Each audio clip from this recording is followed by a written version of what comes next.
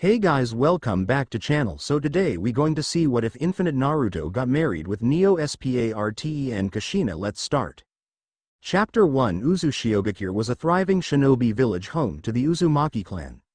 The shinobi and kunoichi of the Uzumaki clan are famous for their skill in fuinjutsu, being feared in many of the greater ninja villages such as Iwagakure, Kumogakure, and Kirigakure. Uzushiogakure was not only known for its shinobi but the fact all of the Uzumaki clan was brimming with vitality, also making it known as the village of longevity. Uzushiogakure was an island located close to the land of waves. The main defense for the island and its inhabitants were the whirlpools surrounding the island. Being an island, the Uzumaki had to make do with the land they had. They constructed many high-rise buildings to house its occupants comfortably. Naruto was one of the many orphans in Uzushiogakure. His mother passed away when she gave birth to him, and his father was a Junin who died in the line of duty. Many of the caretakers of the orphanage agreed Naruto was no normal child. He was strong, courageous, and considerably more intelligent than any child his age should be. Belonging to the Uzumaki clan, some would ask why he wasn't adopted, having an idea as to why it may have had to do with his maturity since he practically raised himself. Accompanied by such qualities, the couples and individuals looking to adopt children thought he'd be just fine in the future and looked to helping other children, assuming someone would take him eventually. As a child, Naruto wasn't too tall for his age, measuring up to 3 feet 9 inches, a fit lean body. He also had crimson hair like most Uzumaki, but Naruto had captivating violet eyes that only a rare few in the world possessed. Naruto was a lonely child. By being smarter and stronger than the others, it secluded him from them. Sitting by himself on a hill overlooking a playground with plenty of kids enjoying themselves sat Naruto with a neutral expression. They were playing ninja, their parents watching them to make sure they didn't get hurt. Naruto had seen shinobi and kunoichi quite often since Uzushiogakure was a ninja village. Most of them held themselves with pride, while some seemed affected deeply at what they've had to do and experienced.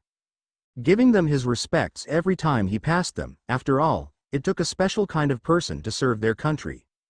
It was one of his aspirations of becoming one of the greatest shinobi in this era, that and protecting anyone dear to him. Clutching his pants, he made an oath to himself, once he finds someone truly precious to him, that he would protect them for everything he was worth. Standing up, he made his way to leave and go back to the orphanage. When he saw someone kind of lonely, he decided to go and try to be friends with her. Kushina wasn't having a good time at the park. Her mother told her to go play and try to make some friends while she was in the hospital receiving her checkup. She still couldn't believe she was going to be an older sister. Sure, she was kind of a klutz, and she wasn't stupid or anything, it was just hard to mix in with the other kids. Hearing a voice snap her out of her thoughts. "Hey, what's your name?" someone said behind her. Kushina turned around and looked at Naruto questioningly.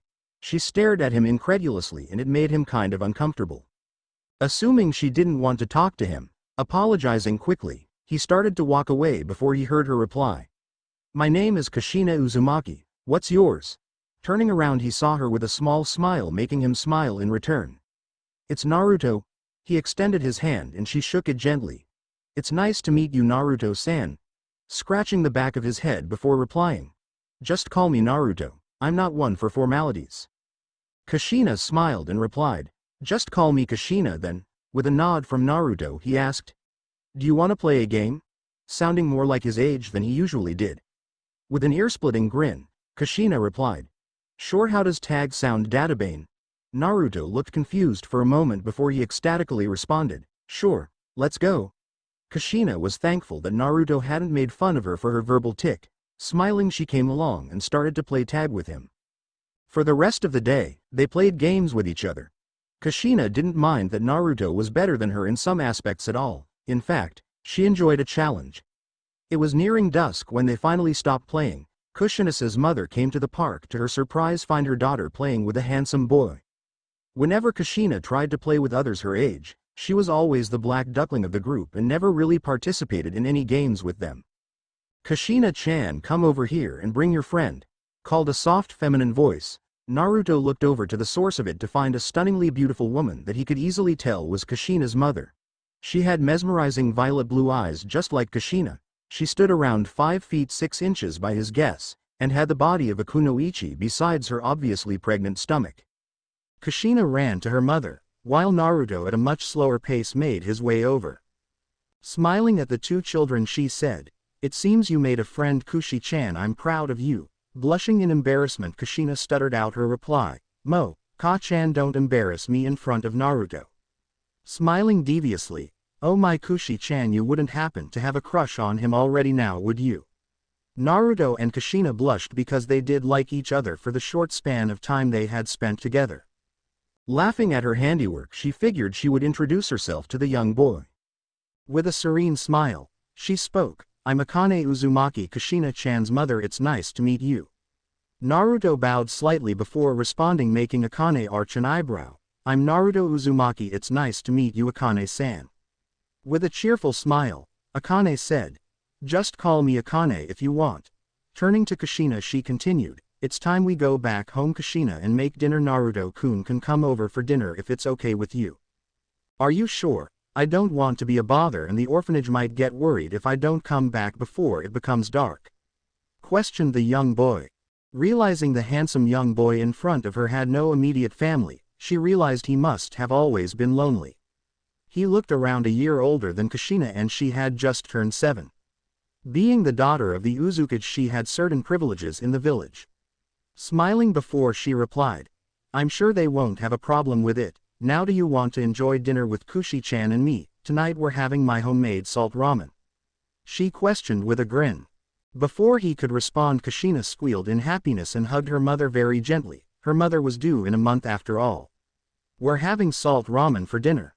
questioned Kushina in a quivering voice as if she couldn't believe it. Laughing good-naturedly at her daughter's antics, with a nod of her head at her daughter who squealed with even more delight, she turned to Naruto who looked dumbfounded. "What's ramen?" asked Naruto with an inquiring voice, looking genuinely confused. Silence reigned from the two crimson-haired women, both of them having different thoughts about the situation at hand. Kushina couldn't believe he didn't know what ramen was. It is the food of the gods, the delectable noodles, the mouth-watering broth. That solved it. He was coming whether he liked it or not in her mind. Akane just had a bemused expression. She knew with pride that she made some of the best ramen in all of the Uzumaki clan. The broth she had at home should be finished simmering by now. Kushina grasped Naruto's hand and started or tried to pull him towards her family home, but he was bigger and stronger than her, so it didn't actually work. Kushina looked at Naruto with an almost crazed look in her eye before stating, "See, Mon, you have to try Ka-chan's ramen, it's the best, I swear." Laughing at her daughter's escapades, Akane waited for Naruto's answer. Was this how it felt to have a family? Granted, he still just thought of Kushina as his friend, but Akane had definitely struck a chord with him. Akane was how he envisioned a mother to be. With every word she had said to him he could tell she genuinely cared about him. Nodding in response to Kushina, he just let her drag him away, all the while Akane was trailing behind them with a happy smile on her face, which was reciprocated by Naruto and Kushina both. Arriving at Kushina and Akane's home, he was astounded as to how nice it was. It wasn't huge by any margin, but it just seemed and felt like how he imagined a family home would be. It was cozy, the atmosphere was jovial, and whatever was cooking in the kitchen smelled fantastic. Kushina had practically dragged him to the dinner table so that he could try her favorite version of ramen. She was practically bouncing with enthusiasm. Naruto shared some of these feelings because most of the events he was included in today were some of the first experiences in all of his whole life. Akane came from the kitchen with 2 steaming bowls of shio ramen for Naruto and Kushina. Setting them in front of her daughter and her friend, she went back to get her bowl. Naruto had waited before Akane had come back to begin eating, but Kushina was barely restraining herself from digging in. He couldn't blame her, he supposed it was her favorite dish after all. Coming back into the room with her own bowl of ramen, Akane sat down on the opposite side of them. She clapped her hands together and said, "Itadakimasu," which was reciprocated by Naruto and Kushina both. Kushina, not waiting even a second after speaking, started to eat her ramen, not even savoring its flavor. Naruto, in a much more peaceful manner, took a small number of noodles with his chopsticks before lifting them to his mouth and chewing it before swallowing. Akane just stared at Naruto, awaiting his reaction. He had his eyes closed and his face in a neutral expression. After swallowing the mouthful of noodles, he opened his eyes to see Kushina's mother staring at him with a raised eyebrow, scratching the back of his head in embarrassment. "This is definitely the best food I've had in my life." Kushina nodded vigorously, agreeing with him 100%. Akane just gave a heartwarming smile at him and thanked him for the compliment before eating her ramen as well. After thanking Akane for the wonderful dinner, and promising Kushina that they would play together again, Naruto was feeling fantastic. He was walking towards the orphanage along with Akane. She promised to walk him back. After all, it was getting dark outside. Breaking the silence. "Thank you for everything today, Akane-san. It was nice meeting you and Kushina both," said the young crimson-haired boy with a smile. Giggling before her reply, "It's definitely not going to be the last time, Kushina-chan, and I enjoyed your company too much for this to be a one-time occasion." Smiling and giving a nod of approval at this, they continued walking to the orphanage in tranquil silence. When they arrived, the caretakers were worried as to where Naruto had been for the past few hours. Thankfully Akane was there to calm them and explained that she had been with him the entire time. 4-month time skip. These past months have been great. Kushina and I were learning the basics of Fuinjutsu at the Uzumaki Sealing Academy. Kushina had excelled in Kekai, Barrier, Fuinjutsu, while I was more attuned to Jikukan Fuinjutsu. We were just learning the basics. After all, every Uzumaki is proficient in using Fuinjutsu. It's just some are better at other aspects of it. We've also become nearly inseparable. We're always there for each other no matter the circumstances, and we trust each other with about everything. Both of us wanted to become shinobi as well. She wanted to be a kunoichi specializing in Iryo ninjutsu, while I wanted to be a combat shinobi that specializes in nin and taijutsu. Kushina's little sister was born 3 months ago too. I've never seen her so nervous and happy in the time I've known her to be holding her little Imouto. Akane looked like she was glowing after the birth of her daughter. She had named her little baby girl Masaki after her mother. Naruto had seen a flash of sadness on her face for a split second before giving Kushina and little Masaki an heartwarming smile. He knew why she was sad. After all, who wouldn't be when you're missing one of the most important family members? Flashback. Where's Kushina's father? Akane-san, I haven't met him yet in all the time I've known you both? Inquired Naruto. Akane had a saddened expression that worried Naruto. In all the time he's known her, she's always been smiling and easygoing. With a heavy sigh giving him a sad smile before she responded. He died in the last Shinobi War. His squad was positioned at the rearguard protecting the army while we retreated from the enemy shinobi. A lone tear escaped her beautiful eyes and her choked voice made his heart lurch as she continued. His squad was injured but he had a job to do. Defending his comrades, he sacrificed himself in doing so. When a person has something precious they want to protect, they can become strong. He wanted to protect this village and me. She finished with a sad smile.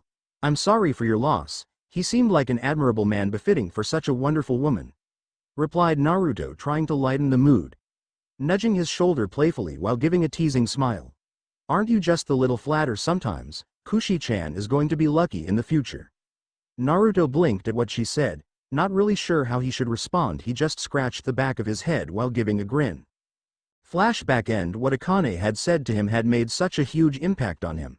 When he was alone he had nothing he wanted to protect but himself. Now he had Kushina-chan, Akane-chan, and little Masaki-chan. He promised to himself that he wouldn't allow them to face any more hardships in their lives. He would be the one to shoulder their burdens, and the shield to protect them from any harm. I'm still a child though, I just want to be strong to protect them, thought Naruto determinedly. Trying to rid himself of such thoughts and focus on the present, he followed behind Akane carrying Masaki while holding Kushina's hand. They were finally leaving the hospital after the doctors had told Akane she and Masaki were ready. Naruto was carrying all of the bags of clothes they got for little Masaki. Once they made it home, Naruto set the bags down and went to go help Akane with the more physical tasks around the house. While Naruto and Kushina were busy with their chores around the house, Akane had just finished putting little Masaki to bed in her crib. Her daughter and Naruto both wanted to become shinobi. She knew it was a dangerous lifestyle but it took a special individual to protect and serve their country. She was a retired Junin for Uzushiogakure after all. She knew just how terrifying war was. She was by no means a sensor ninja, but she could feel Naruto and Kushina's dormant chakra reserves. They were already around high genin and they hadn't even been trained. She decided that they could use the extra help since their chakra control was going to be shot if she didn't help them now. It also didn't help that the world was once again going into turmoil. It would only be a few years before the Third Shinobi War would break out, and she wanted them to be ready. They had both finished their chores when they heard a voice from down the hall call to them. "Naruto, Kushina, come to the backyard, I need to talk to you," yelled Akane seriously. Assuming something happened, they both rushed outside to find Akane sitting there with a smile.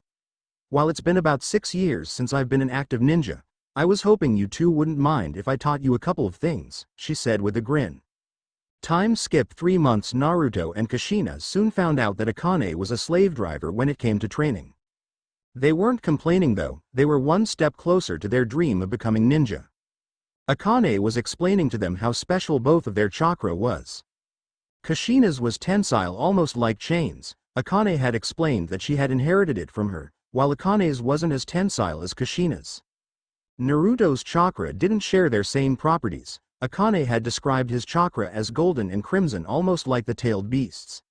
Since they were both Uzumaki, naturally their chakra reserves were nothing to laugh at. Even young, their bodies were full of vitality and had more chakra than most experienced genins from other hidden villages. During their training period, Naruto had turned 9 and they celebrated his birthday at their house. His birthday was a spectacular affair. Having people who genuinely care for you celebrate it with you was incredible. He honestly felt on top of the world. He didn't ask for any birthday presents, their presence was enough for him. But Kushina and Akane were stubborn about it and got him stuff anyway. Akane had gotten him an outfit that she thought would match him. A long-sleeve black shirt with gray strips running down the sleeves, black Anbu-style pants, and ninja sandals. Kushina had purchased a set of 3-pronged kunais that were made just for him. Not long into his training, Akane had realized Naruto was a prodigy in the ninja arts. He took to her chakra control training like a fish in water, even with his reserves. His speed was nothing to scoff at for a 9-year-old boy, already bordering mid-shunin. His strategy was nothing to cut short either. He was extremely intelligent for a boy his age as well. Realizing that the village's shinobi were more on edge, he questioned her to see if a major conflict was en route, showing his analytical skills. Kushina was no pushover either. While she may not have the same qualities Naruto has, her skill in barrier fuinjutsu was stunning. Her Kongo Fusa, adamantine sealing chains, gave her the perfect setup for finishing moves on enemy shinobi since they were practically unbreakable. Her skill in Airyo ninjutsu was getting to the point where they wanted her to work in the hospital to help treat certain patients. Uzushiogakure Cage Office Kenshin Uzumaki side. The Third Shinobi War was looking inevitable. Sooner or later it would happen. The decline of power between the 5 great nations was having its effects on the smaller nations. Already small skirmishes were happening between his shinobi against Kiri and Kumo shinobi. His nation along with Konoha and suffered dearly in the last war. Konoha had lost its second Hokage. While the Uzumaki were targeted for their sealing capabilities, and vitality on the battlefield, being able to fight for days straight caused that. The council had pressured him into trying to make special shinobi to safeguard the Uzumaki clan should Uzushiogakure fall. As he looked at the 48 candidates selected for a program that would make soldiers to protect the Uzumaki clan, one stood out in particular. His daughter and granddaughter alike had taken a liking to this one boy. Uzumaki Naruto, an orphan from the Second Shinobi War with no immediate family besides that of the Uzumaki clansmen. He had a natural aptitude for the shinobi arts, as his daughter had told him. This program he would be sending the boy into would have a low survivability rate, as the medical professionals they had approached estimated only 10% of the candidates would survive the augmentations. He never liked this aspect of leading, but the path to hell is paved with good intentions. If these individuals survived, then they would be able to safeguard his clan in the upcoming war. Signing his approval to forcefully remove the individuals from their homes and draft them into the shinobi forces. Chapter 2. Naruto hated school. He's pretty smart, but by Kami, if he has to go through another lecture about anything it would be too soon. Thankfully Kushina had something planned that would make the day better. All the students were coming back from their lunch break and taking their seats about to resume class when a resounding yelp of pain came from the teacher and some students. "Kushina and Naruto in the hall now," comically yelled the teacher, rushing out of the class. It had been Kushina's idea to put pin needles on the seats of the teacher and some of their peers. They sat in the hall for the remaining period of the class, waiting for the teacher's scolding, and whatever disciplinary measure they were going to get would be better than having to listen to the rest of that lecture about the history of sealing techniques. After cleaning the restrooms, the teacher sat them down and politely requested them to tone down the pranks. As long as they didn't cause any harm to anyone they were fine. Reluctantly agreeing to the terms. The teacher then informed them that they were going to be heading to the Uzumaki Mask Temple tomorrow. The next day the temple was a grand place. It was gated off and had that surreal feel to the surrounding area. The temple was raised off the ground by around 8 feet, and above the entrance to the inside bore the Uzumaki swirl. "Get over here and look at these masks, Naruto," Kushina yelled while dragging Naruto. Being around Kushina affected Naruto. He didn't feel the need to seclude himself from others and just acted how he pleased. Laughing jovially. Alright, what do you want to show me?" "Look at these masks, aren't they kinda strange? It feels like someone is staring back at us, Bane," whispered Kushina while hiding behind Naruto. While many felt unsettled at the sight of the Oni masks, Naruto and Kushina both felt at ease and as if someone was watching over them in a good way. Looking around, both of them noticed some of their classmates who weren't from the Uzumaki clan looked disturbed while some shivered in fear. Their fellow clansmen and women looked at peace. Kushina looked at Naruto with a cute blush on her face. Sure, they were young, but she was allowed to have a crush on her best friend, right? He looked so handsome all the time, and that warm smile he reserved for her made her feel butterflies in her stomach. There would also be a knot in her stomach when she would see him talking to other girls. "See, Mon, there's a store nearby where we can get something to eat. Let's go before the teacher notices," said Naruto with a mischievous grin matched by Kushina, taking her by the hand, completely missing her cute blush. At the store, paying for their favorite snacks, they ran to a nearby hill and laid down to stare at the clouds, eating in relative silence before it was broken by Kushina. "What do you think is going to happen to us in the future?" questioned Kushina in a solemn tone. Noticing her sudden melancholic mood and throwing an arm around her shoulder. "Don't worry about it, we'll be together throughout all of it, along with your family. I'm sure everything will be just fine," he responded confidently. "It's just everyone seems so on edge. Gigi has more work than usual, and even Ka-chan has been increasing our training sessions." Naruto just gave her a grin in response. "When did you get so smart and perceptive, huh?" teased Naruto, and laughed when Kushina gave him a cute pout. "I'm joking, you look too cute whenever you get angry like that." Blushing up a storm before she just gave him a light smack to the chest. "Back at Bane, I'm just worried about what might happen," Kushina replied anxiously. "You don't have anything to worry about. I won't let anything happen to you or your family. That's the promise of a lifetime," replied Naruto with determination brewing in his violet orbs and a gentle smile on his face. "What about you though? You know Ka-chan and I care about you a lot too." Kushina's eyes showing worry for him. "You worry too much, Kushina-chan," he teased with a lazy wave as he started to walk away. That's when he felt the area drop a couple of degrees. Completely stopping and turning to Kushina, she was giving him a sweet smile that reminded him of Akane whenever she got angry. "You better answer me, Bane," cracking her knuckles. Meanwhile, Naruto just laughed. Kushina was pretty scary sometimes, but he stood tall. "I just care about you a bunch. You're the most important person to me. Why, no." Her anger was forgotten. Blushing up a storm now. "I'm the most important person to him?" she thought. "Come on, it's getting late. The teacher's probably worried sick. We've tormented them enough today." Nodding dumbly, she just opted to follow him. After a quick scolding, they had convinced the teacher they had gotten separated from the group. Kushina had told him to come to eat dinner with her family since her grandfather was going to be there. Meanwhile, she's dragging him all the way there. Arriving there in record time, they heard shouting from inside. "He's just a child." Recognizing the distraught voice, they ran inside quickly. Naruto had run inside quickly, followed by Kushina. There were 2 people at the table, one being a distressed Akane. He had never seen Akane this angry. She was always so cheerful and always brought a smile to his face, but now it was just righteous feminine fury. The other was an old man that he assumed was Kushina's grandfather. He had a stone-cold expression on his face. "The best I can do is give you a week. The other candidates have already been gathered. Get out, now." Naruto had to give it to the man. He took the brunt of all of it and calmly stood up and turned to both of them. "It's good to see you, Kushina-chan. You're doing well in school, I'm hearing." "Good job," he finished with a proud smile. "Gigi, what's going on? Why's Ka-chan crying?"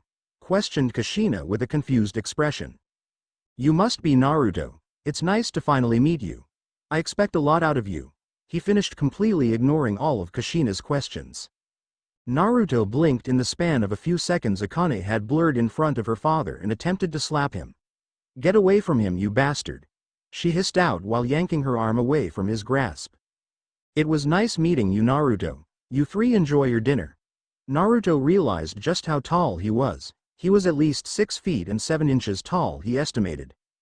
With that, he disappeared in a water shunshin, leaving the three alone for the time being. Naruto and Kushina had been dead silent. The only noise that could be heard was Akane's hoarse breathing. "Ka-chan, what happened?" apprehensively questioned Kushina, her eyes showing worry for her mother. "I've never seen her so angry. She's shaking for Kami's sake," she thought. Taking a deep breath to compose herself before speaking. "Don't worry about it, Kushina-chan. Ka-chan will handle it. For now, let's just enjoy dinner." After dinner, Naruto opted to help Kushina with the dishes before he left, while Akane headed upstairs to put Misaki to sleep. "What do you think happened? I've never seen Ka-chan so angry at Gigi," inquired Kushina while staring directly at him. Naruto looked thoughtful for just a moment, recalling what they heard before they stumbled upon the previous situation. "Your Ka-san said something about some boy being a child, right?" Kushina nodded in acknowledgement. "Does Akane help take care of any other boys besides me that you know of?" "No. No, she doesn't," answered Kushina after thinking for a moment. "Then it probably has something to do with me. I have no idea what though," replied Naruto while staring right back at her. "You looked great today, by the way, Kushi-chan," blurted out Naruto out of nowhere with a blush.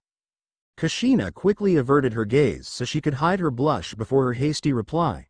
"You looked pretty handsome today as well, Naru-kun." "Are you two lovebirds done?" teased Akane with a smirk and a devious glint in her eyes. Both Naruto and Kushina stiffened at her voice. She wouldn't ever let them live that down. Taking their silence as acceptance, she gestured to the couch in the living room.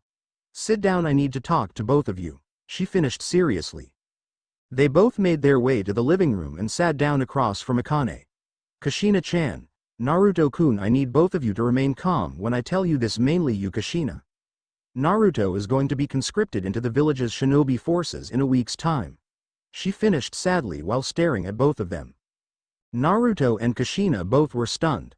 On one hand, Naruto was happy he would be able to accomplish his dream of becoming a shinobi and being one step closer to protecting Kushina. He was conflicted though. He was probably going to be forced away from her. Kushina was stunned. They were practically inseparable in the period of time they knew each other. Naruto was one of the most precious people to her. The smiles he gave her always gave her the reassurance everything would be alright. His eyes that held nothing but warmth and good intentions for her. But now he was being taken away from them. "It's not the end of the world. I'll see you guys after I'm done training, right?" questioned Naruto, trying to uplift the rather depressing mood. "I don't know, Naruto. He said something about other candidates being gathered already. Usually to become shinobi you attend an academy to learn the basic arts and then build yourself up with the help of a Jonin sensei." Taking a breath before continuing, her soft gaze still on Naruto and her daughter. "I can only assume he wants to do something special with you and the other candidates he's gathered." Her violet blue eyes holding nothing but worry for him, a frown on her beautiful face. Kushina couldn't bear it anymore. She tried her hardest not to cry in front of Naruto. She felt that she needed to be strong for him.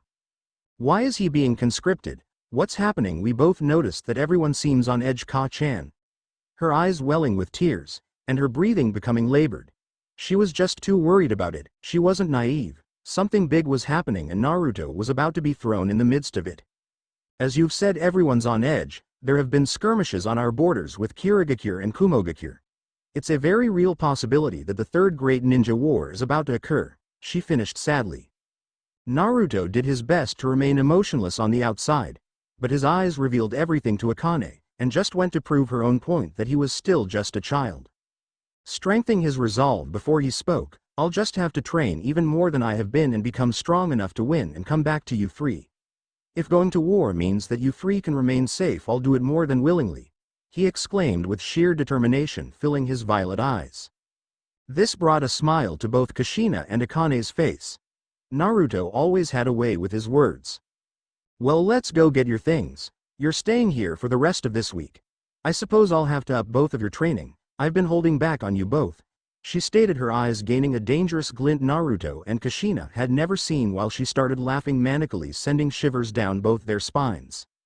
Naruto was dead tired. Even with his fairly large chakra reserves for a person his age, they were nothing compared to Akane's fully grown reserves. She had taught them how to concentrate a leaf on their forehead while they walked across boiling water, all the while trying to break their concentration. She always tried to keep them on their toes. At the most random times, they would have to dodge blunted kunai and shuriken to keep them on edge and always be wary of their surroundings. Other than that, the starting of the week had been great. Akane had given the school the excuse that they were sick for the week, so they could spend time together before Naruto left. Akane had to admit Naruto was a prodigy when it came to ninja arts. His shurikenjutsu was practically perfect, as were his hand seals. She had also come to realize just how intelligent he was. Every time they sparred, he was methodical about every move he made against her. She had tested his chakra natures as well. While most Uzumaki tended to have water and wind chakra natures, his were extremely unusual for an individual with Uzumaki heritage, fire, and lightning. They had to go get some scrolls so he could learn some basic ninjutsu. "I'll be careful, don't worry so much," said Naruto, a little annoyed. They've been hounding him on being careful while using this ninjutsu. Flashing through the hand seals and taking a deep inhale of breath. Kaden. Gokaku no Jutsu. Fire release. Great fireball technique. All of them could feel the heat radiating from the technique. Naruto and the rest of them were in awe of the technique.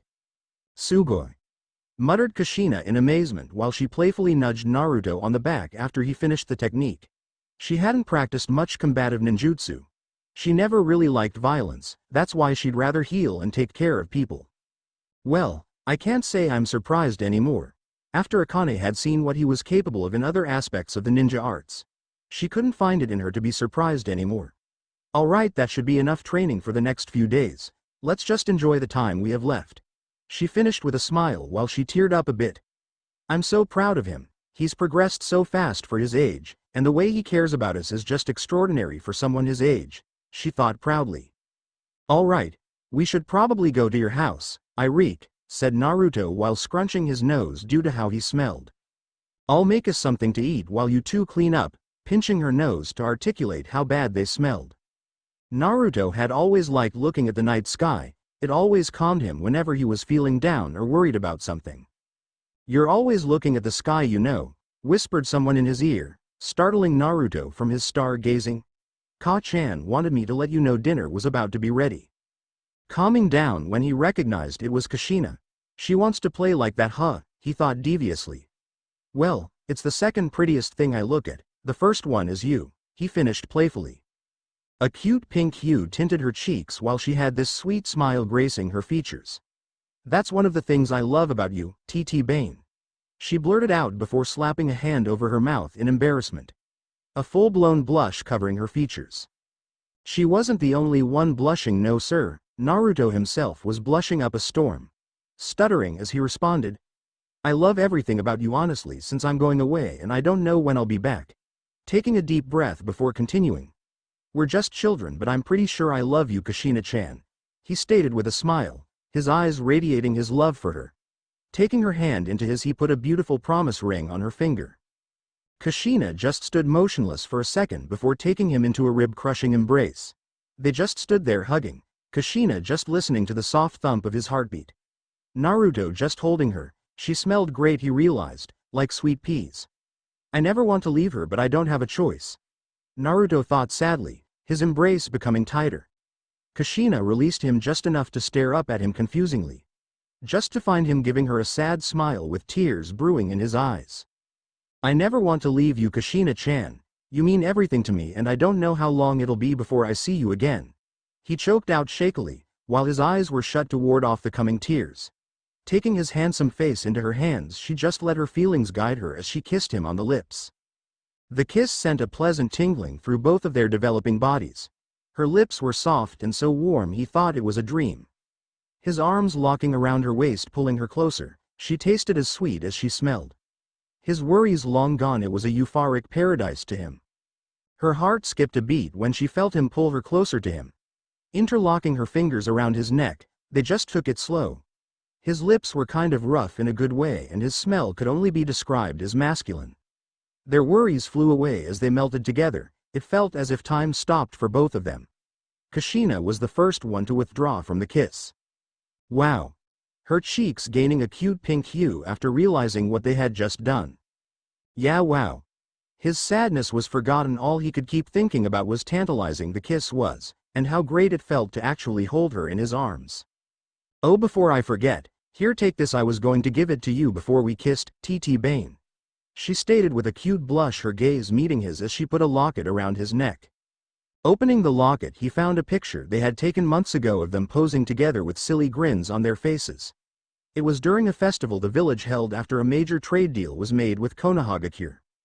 You said something about how you don't know how long it would be before you saw me again. A coy smile on her face before she continued. Now you'll be able to see me whenever you want when you're away, she finished a little sadly. Now if you mess with any other girls while you're gone, I'll clobber you, TT Bane, she finished with a vicious grin, showing just how possessive she was already becoming of him. The same could be said for you. If any guy messes with you, I'll tear them apart, he finished smugly. If she was going to claim him, he would be hers, and she would be his. Giving her a last quick peck on the lips that surprised her. See, Mon, your mom is probably wondering where we are. With that, they made their way into the home and had dinner with Akane and little Misaki. Chapter 3 Naruto. The silver locket Kushina had given him, its smooth texture and the picture inside already easing his worried mind. Kushina truly meant everything to him. Naruto wasn't naive. Most people become shinobi willingly. He could only imagine what the future had in store for him. I only have 2 days left with them. It's cruel a world. It's only been around 2 years since I've met them, and it's been the best years of my life so far, he thought ruefully, a sad smile on his face as he reminisced the wonderful memories. The ring he had given to Kushina had belonged to his mother. It was one of the few possessions he had that belonged to his parents. He didn't know very much about either of them, assuming they loved him like any normal parent would their child. Yet they were gone. His mother passed away shortly after his birth, and his father died as a shinobi. Pushing aside the depressing thoughts, he needed to be strong for them. If he showed any signs of weakness, they wouldn't be able to stop worrying about him. Getting ready for the day, he put Kushina's locket around his neck and tucked it under his shirt and made his way out of his room. Overlooking the 47 candidates go through the rigorous training regime, he was having second doubts about his decision. So many young faces that were destined for the hell that was war. Some wouldn't survive the augmentations and the others that hadn't maybe crippled or die. Having second thoughts again? Questioned a soft voice. Turning around, Kenshin saw his wife Hoshiko giving him a warm smile with 2 cups of tea. Handing him one of the cups, he took a sip and gave her a small smile back. What's troubling you, dear? She continued. What am I doing? From a young age, we're taught to take care of our family. This village is my family, yet so are these kids. I'm condemning them to a fate most jonin wouldn't want any part in. He finished bitterly, a tired sigh escaping his lips. You're having second doubts from your conversation with Akane-chan? She questioned, her inquisitive eyes reading him like an open book. She's the only one who can do that, he thought while laughing softly. Before his expression turned a little serious. Of course I am, she's right. My duty to the village is to protect it no matter the cost. What are 48 lives to 2,000? He inquired softly, his shoulders slumped, and his green eyes holding nothing but sadness. Our daughter thinks I'm a monster. He finished, his voice filled with regret. Patting him on the back, trying to console him. You know where she gets her anger from, give her time. The way you've described Naruto, I'm sure he'll make it through, though you should give the candidates a choice for the augmentations. She finished sagely, a tranquil smile on her face. With a training regimen like this, they'll make exceptional ninja anyways. Only a training addict like you could come up with something like this. She finished, smacking her forehead, shaking her head in disbelief, trying to light up her husband's dejected mood. Laughing at her jab before his response. I don't know what I would do without you, he finished, giving her a soft kiss on the cheek. His dejected mood gone with the wind. I'll take your advice about the augmentations as well. With her nod of agreement, they just sat there in comfortable silence, her head resting on his arm, while they just watched the children train. Naruto was watching little Misaki while Kushina was helping Akane make lunch. Misaki was everyone's little bundle of laughter. She had started walking not too long ago, and ever since then she's been a bundle of disaster. Akane had said she was just like Kushina at that age. Much to Kushina's ire and Naruto's laughter. Ever since the kiss they've been much closer. Though they decided to keep the kisses on the lips for when they were older. For now, they just chose to kiss each other on the cheek. Whenever they were close to each other, they were always holding hands and talking. Ba ba ba, nah, babbled little Masaki since he was spacing out in his thoughts. Since she was so young she called him nah, which he didn't have a problem with. Little Masaki was in a cute little one piece that was a soft purple color. Naruto assumed it was awfully comfortable as she seemed to favor that one piece to the other ones. Making funny faces and tickling her stomach to make her giggle. Naruto-kun, bring Masaki-chan and come have lunch with us, hollered Akane from downstairs. Let's go Masaki-chan. Taking her up in his arms he carefully walked down the stairs with her. Coming into the dining room Naruto strapped Masaki into her high chair and helped set up the table for lunch. What are we having for lunch Kushina-chan, Akane Oba-san? Asked Naruto with a gleam in his eyes. The food they cooked had always been exceptional. Lately, Akane had been spacing out. After lunch, he was going to talk to her and see if he could do anything about it. With a small smile, she responded with a calm tone. We're not having anything too heavy for lunch. Just miso soup and rice. Once everything was set everyone gave a small chorus of itadakimasu and ate making small talk here and there. Akane Oba-san, lately I've noticed that you've been spacing out a lot. Is there anything I can do? Questioned Naruto quietly with a worried expression. A smile on her beautiful face. Ever since all this business with his conscription they had gotten considerably closer. You're too smart for your own good sometimes. Her smile faltering a little bit, her eyes showing sadness. I can't help but feel responsible for your conscription. Maybe if you hadn't shown such exceptional prowess, Sama wouldn't have selected you. Her smile was gone and a frown on her beautiful face, her eyes teary. You call me your aunt, but I can't even protect you from what's about to happen. Her knuckles white from gripping the sides of her pants. I won't lie to you Naruto-kun. Being a shinobi is despicable. You'll have to kill people's family and lovers. Sure you'll be strong enough to protect the ones you care about, but can you live with yourself? She finished sniffled out. Feeling his heart clench at the sight of one of his most important people crying, he was by her side in a matter of seconds. She was still a little taller than him but it didn't matter. He just wrapped his arms around her to try to provide some form of comfort. She was just so scared for him. No child should have to see war at such a young age. Yet here was this boy she loved dearly, about to be sent into the thick of it. She couldn't help but despise her father for such a rash decision. Akane had always made him feel safe from the time he met her. To see her this worried for him only bolstered his anxiety for what may happen. He had to be strong though, steeling his heart before he spoke. Akane Oba-san, you don't have to worry about me so much. I went through your hellish training. But I can't say I'm not afraid either. Every living thing dies someday. Whether it's today or tomorrow, it comes for everything. Taking a deep breath and giving her a small smile before continuing. I'll fight fate itself if that's what it takes to get back to you guys. You're my family. If going to war keeps people from coming to hurt you, it's a small price. I'm just some orphan. You didn't have to accept me into your family. Yet you did so. You showed me what it's like to feel the love of a mother. For that, I'm eternally grateful. I'll do whatever it takes to come home to my family. He finished giving her a full-blown smile, his violet orbs brimming with happiness and determination. She couldn't help but cry more and clutch him even harder. You better come back to us. If you don't, Kushina and I will come for you in hell. A teary smile on her face, while her eyes held a gleam that promised pain if he didn't keep his word. Giving her a vigorous nod showing his agreement before gently slipping out of her embrace, it was getting hard to breathe. You should reconcile with your father. Family shouldn't fight like that. Can you do that for me, please? He pleaded with her. She just gave a small smile in return and a solemn nod. I'd do anything for you Naruto. I just can't help but feel angry at him for this. I understand. Just try though. He gave her another hug before they continued on with their day. It was the final day before Naruto went away. They hadn't left the house for anything. Akane's delectable ramen broth was simmering away bound to be ready for dinner. They had brought many board games and movies to play and watch together. The home had been filled with nothing but laughter for hours. Akane's sorrowful state had been nowhere in sight. They had unanimously agreed not to talk about it and just enjoy the moment together. That's before little Misaki did something that made everyone joyous. She started taking her first steps. She's been crawling for months and taking little steps with them helping her along. Kushina was bubbling with joy. Akane had a bright smile on her face as Misaki started walking towards her while babbling mama all along the way.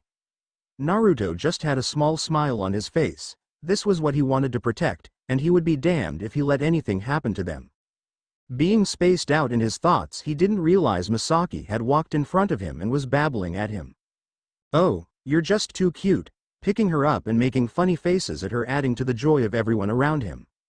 "Let's take a family photo," chirped Kushina with a gleeful expression on her face. "I'll go get the camera. Be right back," yelled Akane excitedly, a bright grin gracing her gorgeous face. Posing for the picture, Akane had a shadow clone take the picture of her holding Misaki, while Naruto was between her and Kushina. His arm around Kushina while Akane had an arm wrapped around his neck holding him and Kushina close. After the picture, there was a knock at the door. Akane created another shadow clone to go accomplish a task elsewhere. While Naruto went to answer the door. Opening the door, it was Kushina's grandfather and a woman that looked just as beautiful as Akane. Akane was behind him almost immediately. "Ka-chan, To-sama, what are you doing here?" she gritted out while crossing her arms, stepping in front of Naruto. "We've only come to talk if you allow us," politely requested Hoshiko, her eyes showing sadness. Akane gave a quick glance to Naruto to find him giving her a smile and a quick nod. "You promised, didn't you?" he said, giving her a gentle smile, turning around and heading back to the living room, leaving her alone with her parents at the doorway. Looking at his retreating form before turning back to her parents, she gave a small smile. He probably assumed something like this would happen. Stepping to the side of the door, her smile faltering for a moment, before remembering what Naruto had asked of her. "We're having ramen for dinner if you two stay long enough. Come on, I'm sure Kushina will be happy to see you," she stated, shutting the door as they walked in. All three of them made their way to the living room to see what was happening. When they got there, Kenshin and Hoshiko was fairly surprised to see Naruto and Kushina have Misaki walking between the two. That's when Kushina saw both of them and jumped up and started running towards them. "Ba-chan, Gigi," she exclaimed, a giddy smile on her face, wrapping her arms around Hoshiko. Hoshiko had a happy smile on her face as she returned the embrace. Kenshin settled for a small smile at the sight. He loved all of his family dearly and would go the extra mile just to make sure they were safe. Turning to Naruto, he noticed that he had thoughtful expression while Misaki was safely secured in his lap, probably tired for all the walking she's been doing. Walking over to him and sitting next to him, taking a deep breath before speaking. "You care about them more than any child your age should?" he asked, staring at the young boy beside him. Most individuals were slightly intimidated by him. Yet this boy who just reached adolescence stared back at him. "Of course I do. They mean everything to me. They're the only family I have." He started turning his attention to Kushina and Akane, who were chatting with Hoshiko. "I'd do anything for them," he finished with conviction. "You and I can definitely agree on that." He started staring at his family along with Naruto. "I'm sure you're confused as to what your duties as a shinobi under my will be. You'll be protecting the clan and the villagers. Most of all, you'll be protecting Kushina, Akane, and possibly Misaki, but she's too young to find out just yet." At his questioning gaze, he continued. "Their chakra is very special, just like yours if my senses are right. They'll more than likely be targeted if this is ever found out," he finished seriously. "If going into this program will help protect them, I'll be more than willing to go. I can't know I won't let anything happen to them," he finished with absolute certainty. "I've decided that you'll be going into a separate division than the other candidates. You'll still train with them, but they're only meant for defensive measures. They can go on the offense, but I want them as a last resort just in case." "Dinner's ready, you two, let's go eat," said Akane. "Let's see if your ramen is as good as mine," teased a giggling Hoshiko, her voice filled with confidence. They stared at each other, sparks of lightning going between them, before Akane huffed and went into the kitchen. Naruto just sweat dropped at their actions. Ramen was pretty serious business, he had found out. Chapter 4. It was time for Naruto to leave. Kushina had been avoiding thinking about it for the past week, just trying to enjoy every moment with him. Yet now the dreaded day had come. Her Gigi had come to pick Naruto up, but he gave us some extra time to say goodbye. Naruto and Kushina's eyes met while he stood next to Kenshin and he walked up to her and gave her a hug. She couldn't stop the well of tears that had been brimming since she woke up. Wrapping her arms around him. "I'll miss you, Naruto, so much." The young redhead whispered, her embrace becoming tighter around him. Naruto just closed his eyes while stroking her back, trying to comfort her, taking in her scent of sweet peas. He separated from her. He was going to miss her dearly. "I'll come back to you, I promise. As long as I'm alive, you'll be part of me." Giving her a gentle kiss on the cheek. "I know you will. When you do come back, just tell me everything. Promise?" cried the young girl, crying her heart out into his chest. Naruto's heart lurched at the sight, but he was going to keep the promise he made to himself long ago. To be strong enough to protect the ones he holds dear. That's the promise of a lifetime, Kushina-chan. "I'll say it again, TT Bane, if you look at any other girls when you're gone." She let the threat hang in the air, giving him a small smile. Her eyes reminded him of Akane whenever she was training them into the dirt, promising pain. Nodding vigorously. "You'll have nothing to worry about, Kushina-sama, as long as you don't look at any guys." He laughed out, trying to lighten the mood. He knew she trusted him entirely about the matter at hand, and so did he. "Wait for me, okay?" he finished softly. "Baka, TT Bane, of course, I'll wait forever if I have to." She finished, looking up at him with a smile on her face. Both she and Naruto were growing out of their childish stage and slowly but surely were on their way to adulthood. Turning to Akane, who was holding Misaki, her crimson hair flowing in the wind, a gentle smile on her face while her beautiful eyes held sadness in them. Hand Misaki to Kushina, she took him into a gentle embrace. "While I'm sad you're going, I'm proud of the young man you've become," she stated. Nodding his head, he embraced her in the hug as well. "Thank you, Akane Oba-san. I'll miss you and Misaki-chan a lot," replied Naruto, sounding more like a boy his age. "Before you go, I have something for you, Naruto-kun," she said, reaching behind her, pulling out a worn Hitai 8 that belonged to Uzushiogakure.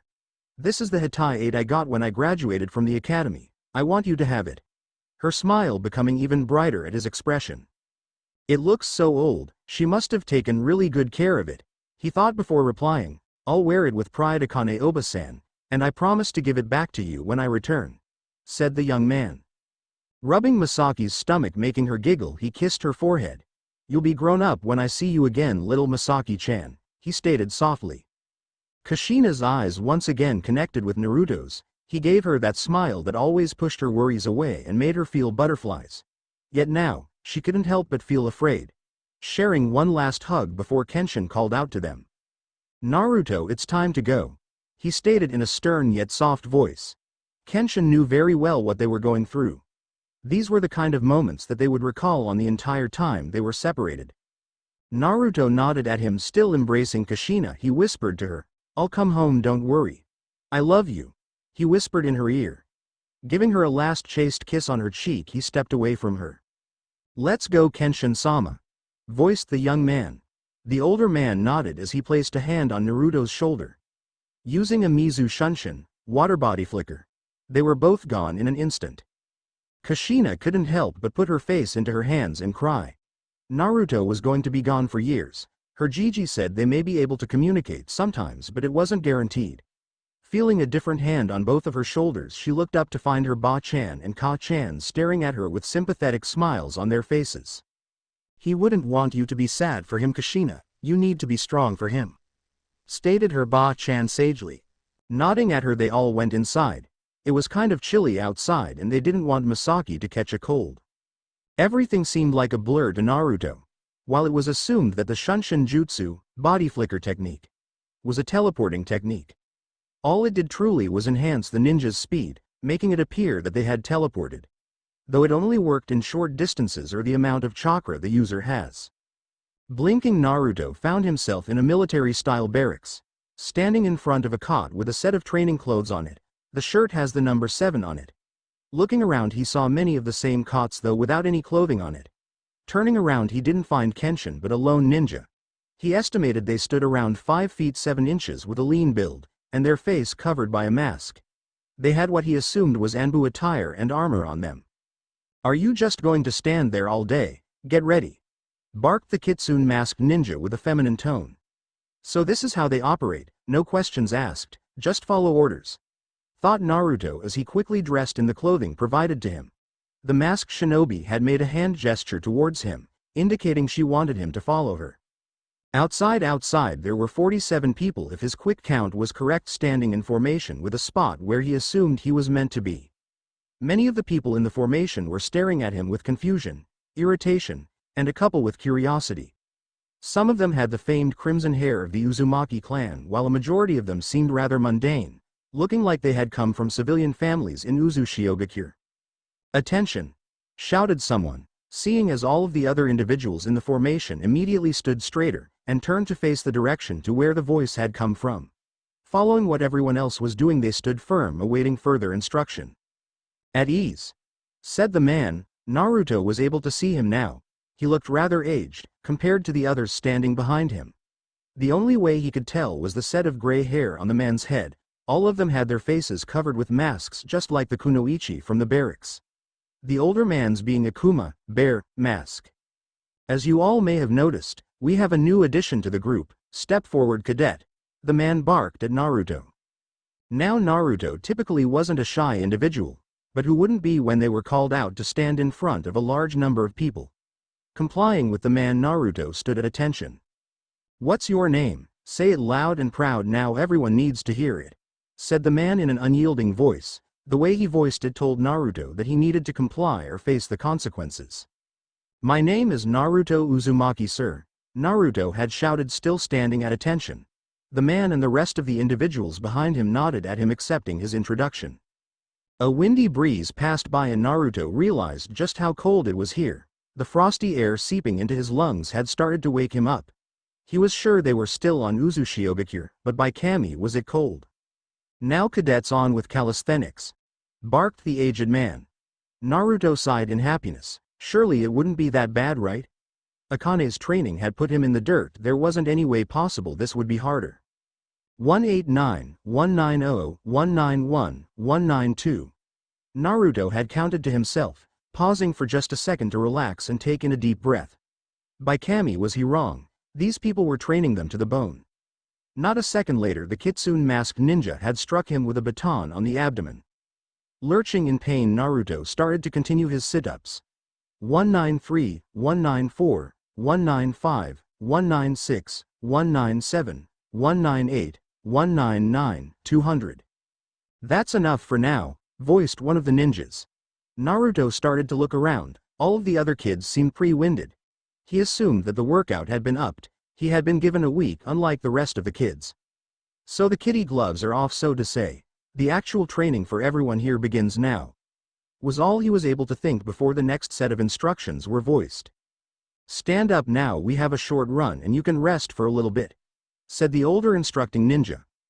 Naruto and many of the others groaned. After that workout they wanted them to run some.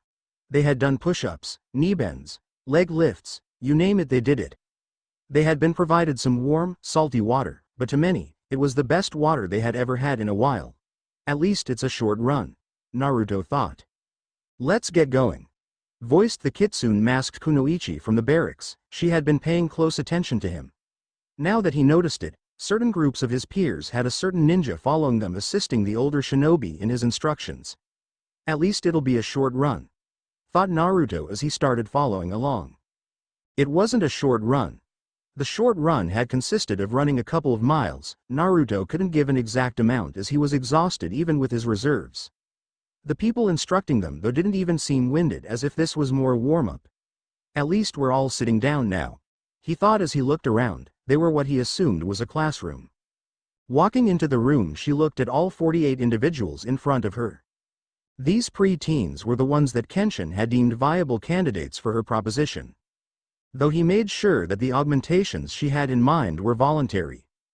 Thought it didn't matter. With how they were physically training them, the children were going to become exceptional shinobi anyways.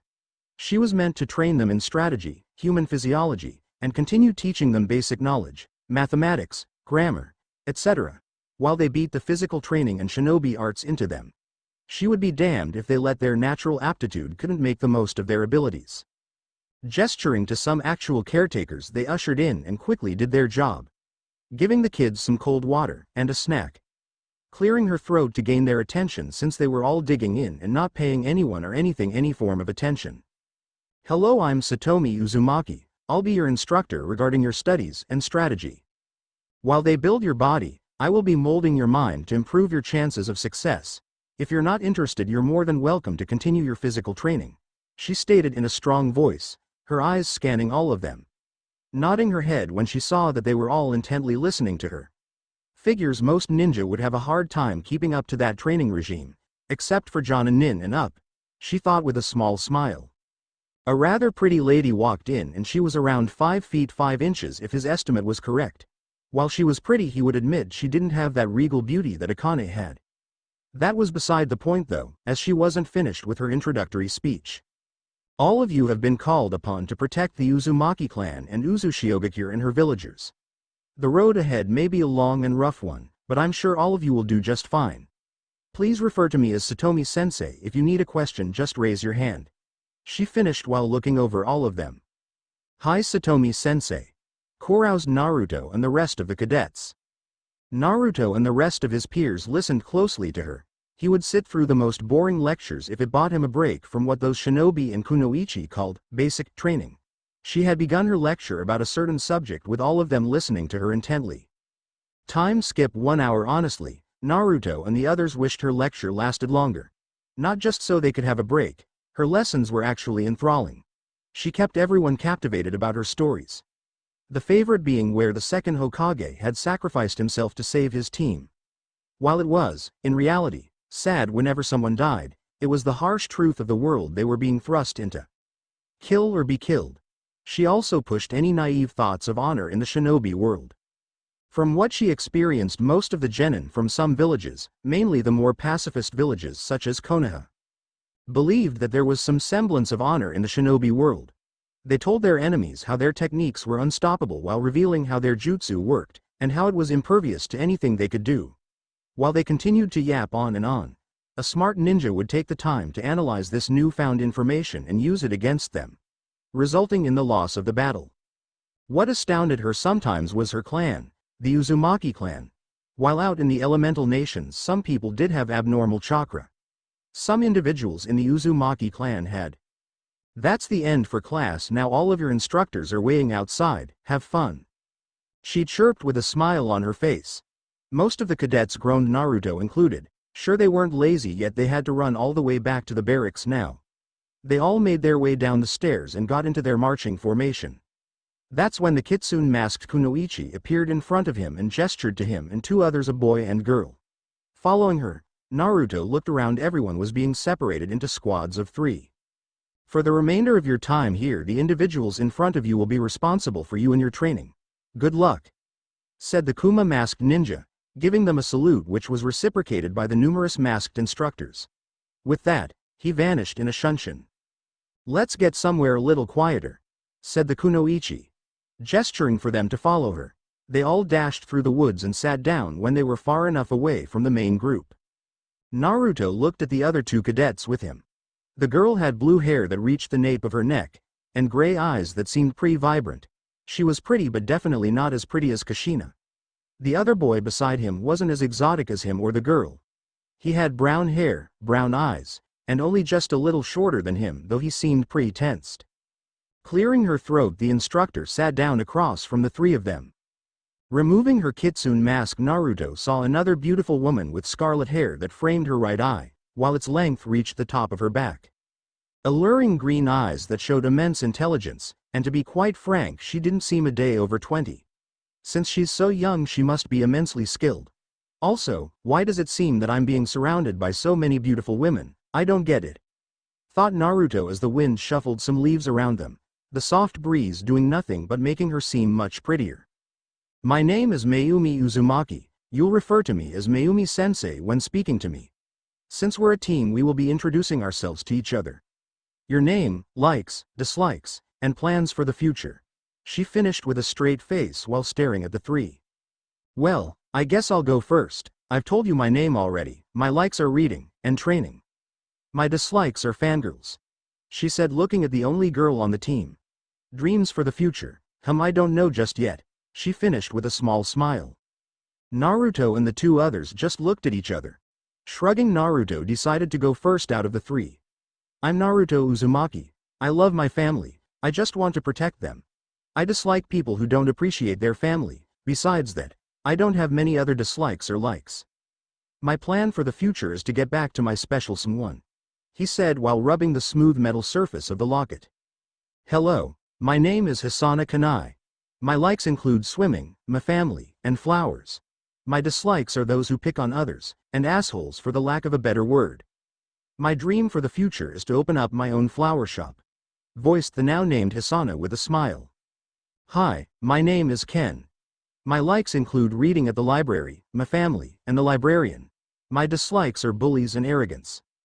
My dream is to have a family and grow old. He finished with a smile, looking at the ground, not knowing how anyone felt about him. Wow, we're all pretty similar. I agree with all of you, including you, Mayumi-sensei. Let's all get along from here, voiced Naruto with a grin, the breeze blowing through his hair making him appear more handsome. Alright, if you think that warm-up was rough, it's time for my training. She laughed out, a sinister smile on her face sending shivers down Naruto, Hisana, and Ken's spines. Uzushiogakure. It was early in the morning and Uzushiogakure was already thriving with activity. The fishermen were bringing in the daily catch from early in the morning. The market was bustling with activity ranging from restaurateurs searching for the best goods, to simple housewives looking for ingredients to make lunch and dinner with. Though in a grandiose building centered in the village, the tension was high in the air. People were scrambling around to tend to their many duties at hand. While the village was still thriving, there was a war going on amongst the elemental nations. There had been for 2 years, and Uzushiogakure had not been idle.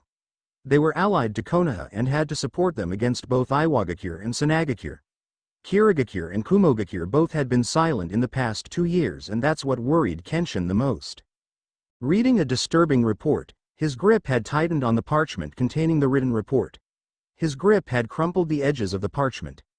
Kiri and Kumo both were silent no longer. Strengthen our borders and put us on high alert. Order any shinobi of Uzushiogakure back to Uzushio now, commanded Kenshin with a booming voice. The report he had just read informed him that both Kirigakure and Kumogakure were mobilizing their forces. A large portion of Konoha's forces are deployed along their western front. Uzushiogakure herself had around 500 experienced ninja on her island still. The Second Shinobi War had begun 2 years ago. They've been assisting Konoha by sending them some of their shinobi as reinforcements to help combat the enemy. A considerable amount of their forces had perished as well. A single Uzumaki could very well change the tide of the battle if they were experienced enough. Though that acted as a double-edged sword, they had also been prioritized as targets, leading to the downfall in many proud Uzushiogakure shinobi. The cause of the war was the economic disparity going through the 5 great nations. It had become an increasingly large problem between them. Many nations, including the Great Five, had begun forming factions amongst themselves. All of them had begun building up their shinobi forces after their heavy losses after the First Shinobi War to try to regain their strength. As many of the council members had begun to do their duties, Kenshin let out a deep breath. Konoha had long been Uzushiogakures ally, though their foolishness had started this war. The months before now Konoha had started a war with Kajiro village, a small nation bordering the land of fire. Whether it was over land disputes or resources, it no longer mattered. Hiruzen Sarutobi and some other Konoha ninja had launched a surprise attack that swiftly ended the war with a ceasefire. After a couple of weeks, another smaller nation, Takigakure, attacked Kagero village, completely decimating the already weakened nation. Other nations had viewed this as Konoha becoming more imperialist. They too had decided to expand their borders, to take more land and resources as their own. Iwagakure, Sanagakure along with Konohagakure herself had already mobilized their forces long ago, and had many conflicts had been going on along each other's borders. Though they had mainly been fighting in Omegakure. Unfortunately, there was a considerable amount of crossfire with the civilians living there. While their whirlpools that along with their fuinjutsu had become a great tool to prevent other nations from attacking them out of fear. Their whirlpools had kept countless invaders out of their village for years. Though he just had a gut feeling that something unfortunate was going to happen. Taking out some parchment, he quickly wrote orders onto it. Sealing the scroll, he handed it to a nearby chunin. Take this to Mayumi Uzumaki, you should find her in training ground 6. ordered Kenshin with a firm tone while staring at the young man. Yes, Azukage-sama, exclaimed the Chunin while giving a salute to Kenshin. After that, he was gone in a shunshin.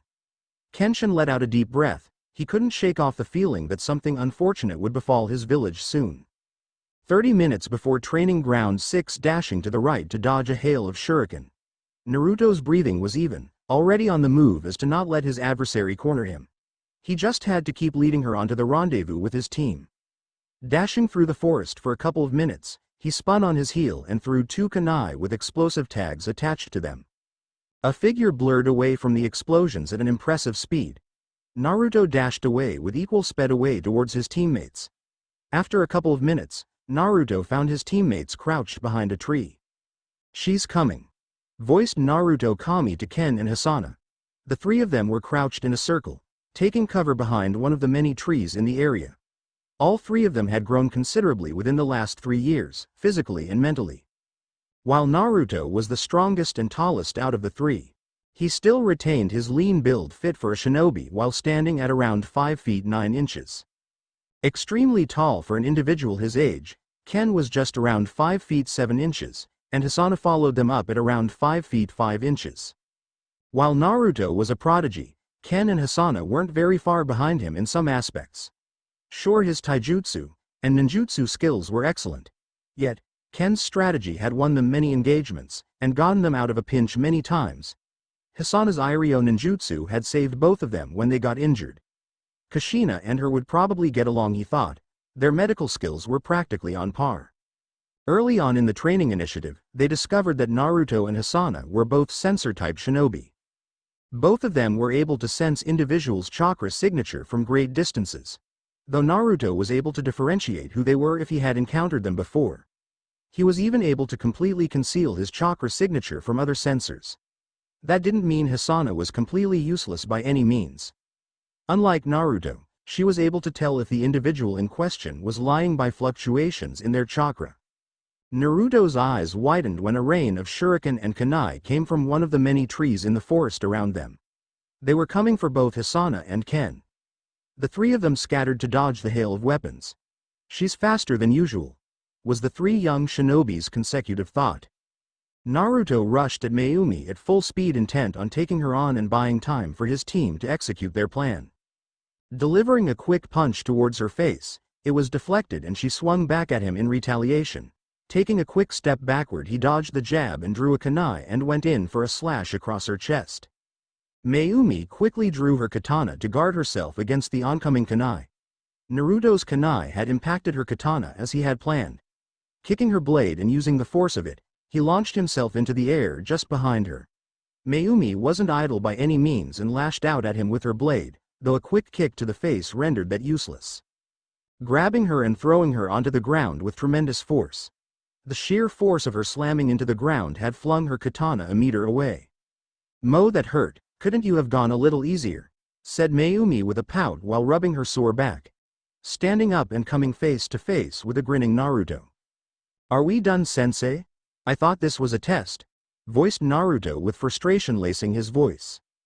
"We're just getting started," exclaimed his sensei with a maniacal grin he and his fellow teammates had known well. Sweating now, Naruto took a defensive stance and awaited the oncoming attack. "Present time. Well, you 3 have definitely grown," huffed Mayumi proudly. Their teamwork had been beyond excellent. In the 3 years that they were her pupils, she had raised them from the ground up in their shinobi skills. While all of them except for Naruto, he was in a league of his own, she was sure he would become a force to be reckoned with in the future. If she was honest with herself, he was already a Jonin tier shinobi. They hadn't gone on any missions she deemed crazy. They'd only done 2B rank missions, and that was without her interfering with anything. All of them were exceptionally well skilled. She was confident in all of their abilities. Yet sheer skill could only get you so far. For instance, an untested genin with incredible power couldn't match up to a jonin simply because they were strong. 9 times out of 10 the jonin would win from sheer experience alone. The only one with live combat experience was Naruto. Shortly after they had augmented him, that damned council wanted to see what the individuals they were pumping money into were capable of. After he had come back, she could tell he wasn't the same anymore. He spaced out more often, always deep in thought. Everyone else he spoke with couldn't see through the mask he had created. She was certain whatever he went through must have been hell. He was only 13 for Cammy's sake. Sure, they mentally conditioned him for that lifestyle, but reading and being taught about war, then experiencing it are two different things. Thanks, Sensei, voiced Ken and Hisana. Proud smiles on their faces. Both of them were taking deep breaths. That sparring session had taken a lot out of all of them. As the wind blew by, the two had realized Naruto hadn't said a thing and was just staring at the sky. Naruto-sensei was congratulating us, you know. Even at this, Naruto didn't move a muscle. It was like he didn't hear any of them at all. Hisana had started reaching out with her sensory abilities. She could roughly tell how a person was feeling now. She felt lots of pain and sadness. It was horrible. She had no idea as to why he was feeling like that. Sensei, Naruto, he's... started Hisana with a worried expression on her face. You two go on ahead, we'll catch up. Don't worry about a thing, she said as the wind had picked up around them. The rustling of leaves could be heard throughout the forest. If you say so, Sensei, said Ken as he gave a quick worried glance at Naruto. Naruto was usually pretty joyful most of the time. Ever since he was missing for an entire week months ago, he had changed a little bit. He had secluded himself most of the time now. While none of them had been able to visit their families, they had no idea if it was the same way for the other teams. Maybe that was what is wrong with him. Just homesickness, summarized Ken. As the two had started to walk away, Mayumi just looked at Naruto with concerned eyes. Walking up to him, she placed her hand on his shoulder to get his attention. She felt him tense up almost immediately. He had calmly turned to her and she felt him loosen up when he came face to face with her. His eyes showed a deep sadness, though he still gave her a small grin. Hey, Sensei, where'd Hisana and Ken go? Voiced Naruto as he looked around trying to find the two in question. They just left. Are you all right, Naruto? Mayumi's voice full of concern, her eyes just staring at him. He may have been forced into the military, but he was still her student. A student she cared deeply about. Naruto just stared at her questioningly for a moment, contemplating how he would answer her question. Naruto sighed before deciding to respond to her inquiry. I'll be fine, Sensei. It's just considerably more different than I thought when I was a kid. I knew the life of a shinobi wouldn't be pretty, yet I still wanted to do it.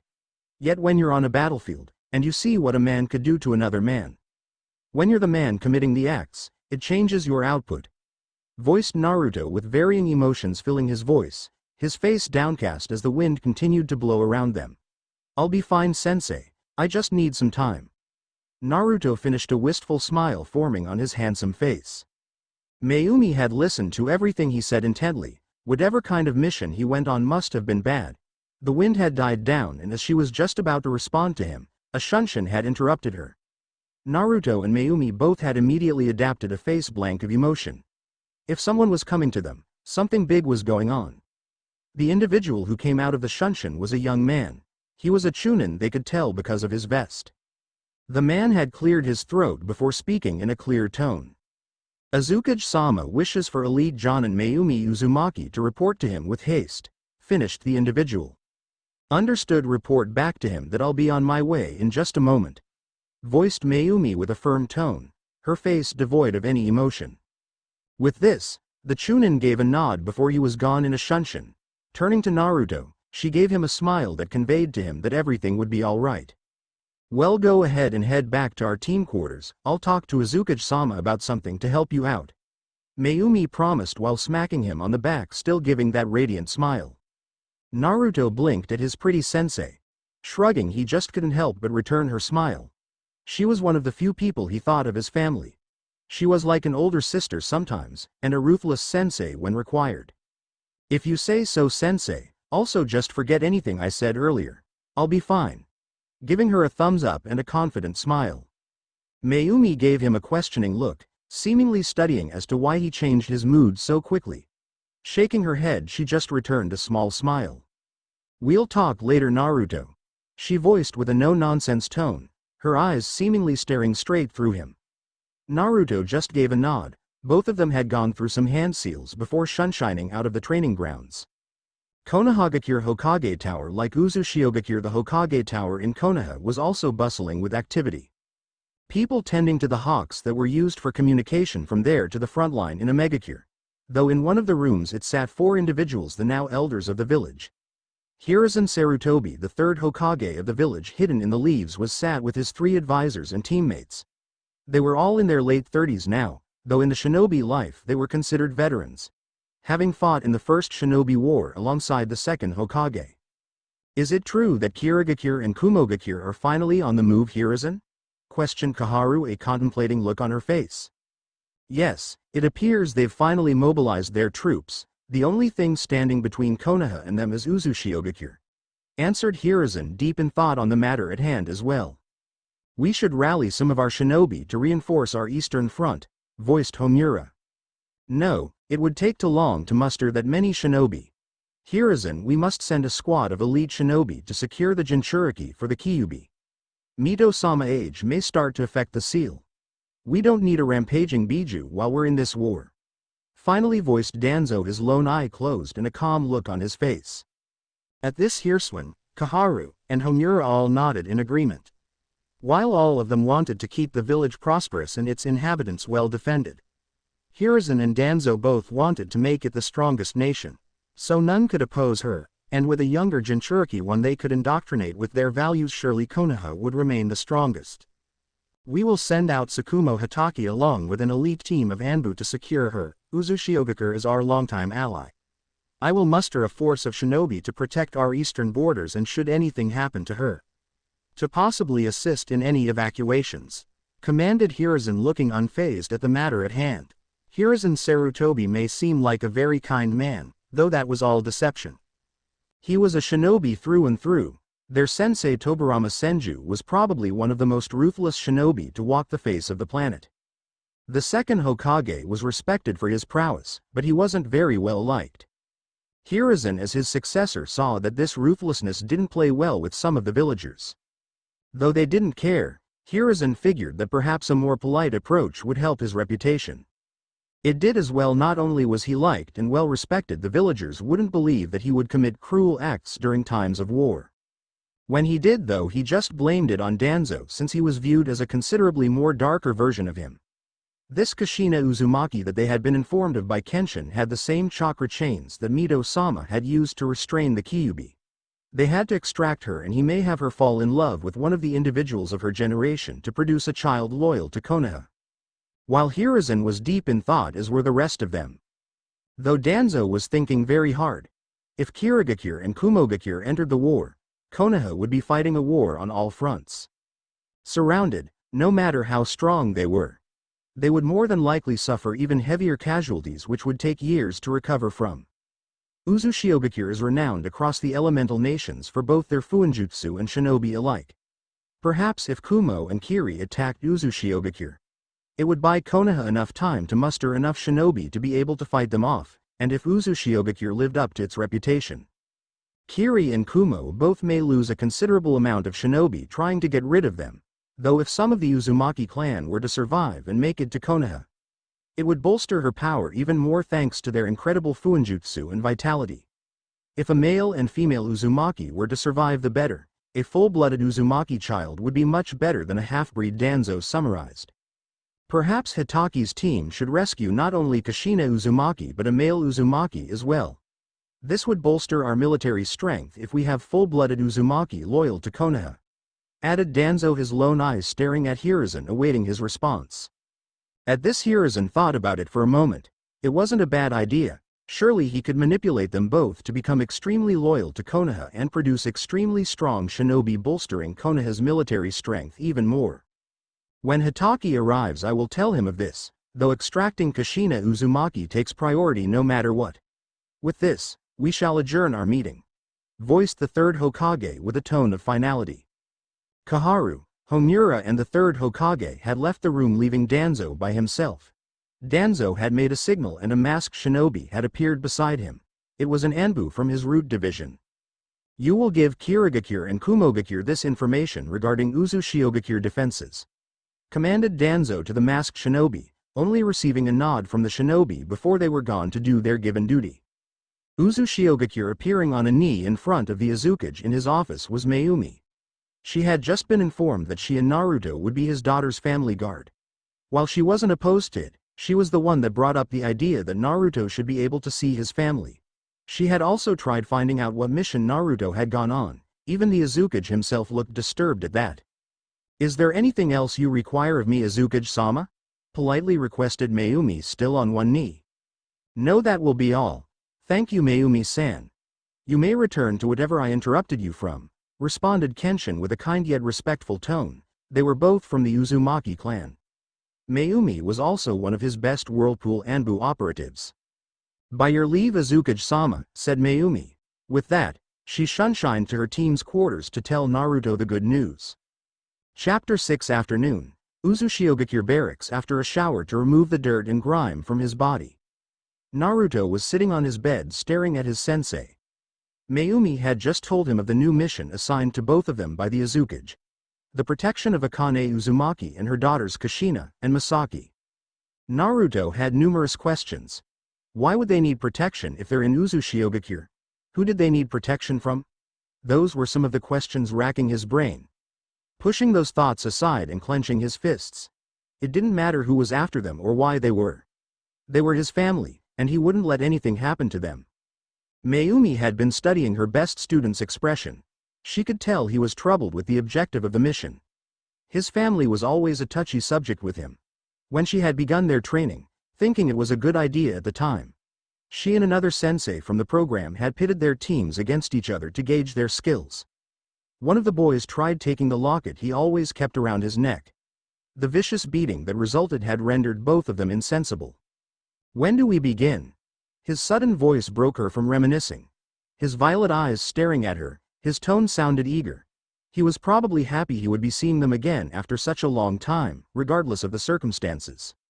"Well, we can go talk to them now if you wanted." She managed to get out before she was enveloped in a hug. Smiling, she returned his embrace.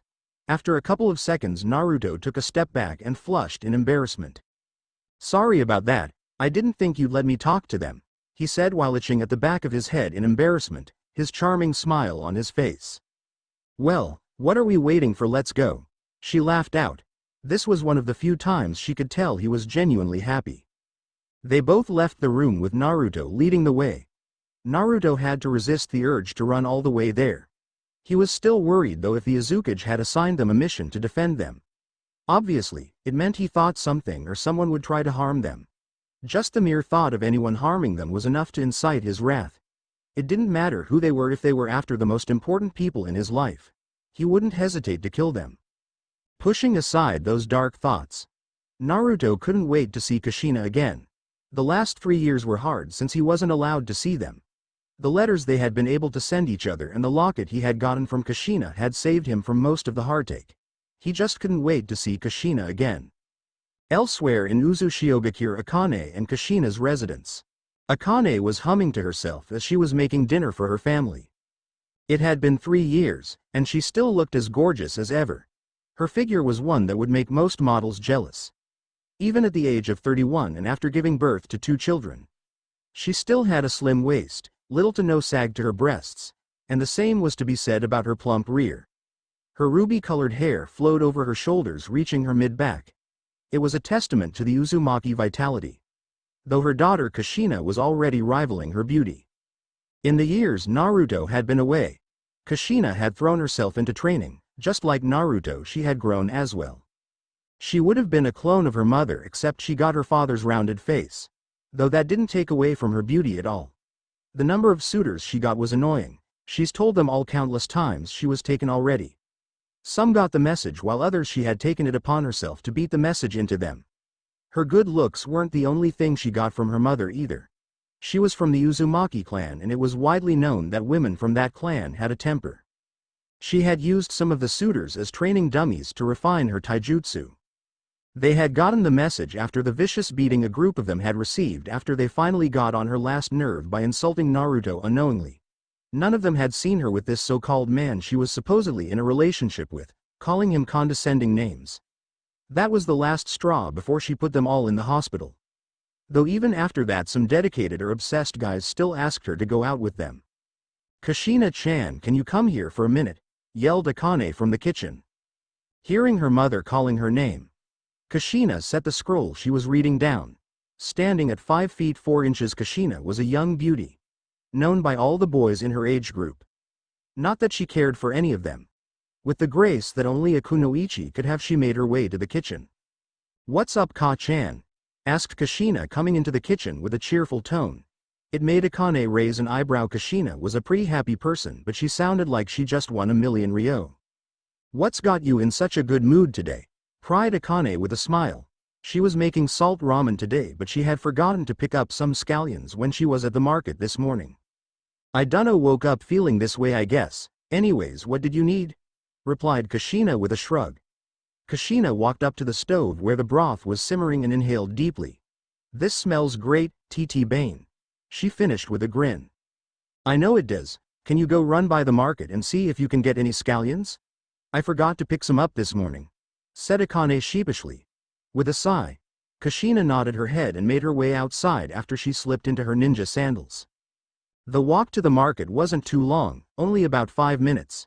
Even in the afternoon, the market was still rather busy, though some of the better vendors had closed for the evening. She was making her way through the market where the vendors with vegetables and fruits were always at. She was almost there when she heard a feminine voice calling her name from behind her. "Kushina-chan, what are you doing here?" voiced her best friend Mei Terumi. They had each other in the same class when she was attending Uzushiogakure's academy. "Oh, hey Mei-chan. My Ka-chan forgot to get some scallions this morning for ramen," said Kushina, now facing her best friend with a smile on her face. "You want to come over and hang out for the evening?" she finished excitedly. "Aren't you just chipper today? Finally got a boyfriend?" teased Mei with a smile. That earned Mei just a stone-cold look from Kushina. "I'm just teasing, relax." "Sure, I'll come over for a little bit," finished Mei. Kushina just nodded and smiled back. She could never be mad at Mei for long. She was her only best friend besides Naruto.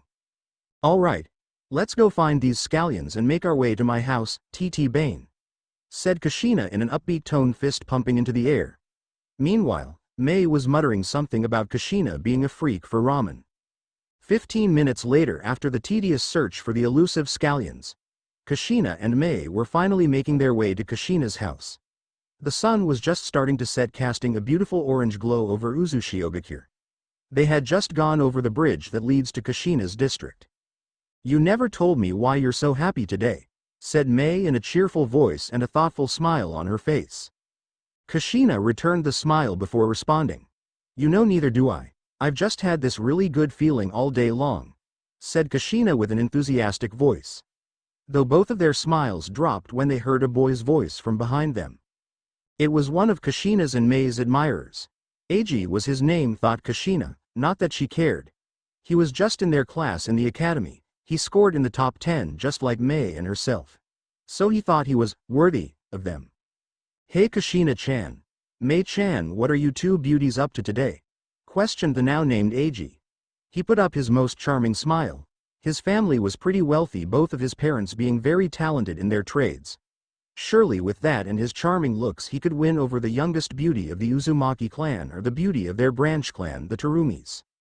"Let's keep going before we continue talking, Mei-chan," said Kushina with an uncaring tone. Her smile was long gone. Ever since she met Naruto, she was not interested in any guy from her age group. Just the mere thought of being in a relationship besides friends with one appalled her. "Don't be so cold, Kushina-chan.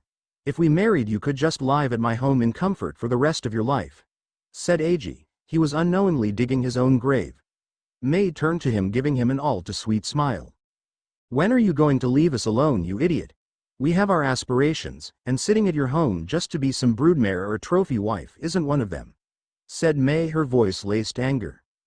Eiji was just about to respond when Kushina came to an abrupt stop. Eiji shut up because he thought she was about to give him the rough treatment that she was known for. Though he and Mei both were just curiously looking at who Kushina was staring at. At the front of her door was a very pretty woman. Her hair was scarlet red. She was a kunoichi from the Hitai 8 around her neck. There was also a super handsome boy that she felt like she recognized almost instantly. Even from the 50 feet away she was able to see those violet eyes that she loved. "Naruto. Naruto. She yelled out in the most cheerful voice Mei and Eiji had ever heard. She was full on sprinting towards the duo, both of which were now turning in her direction. Naruto heard that sweet voice he had grown to love.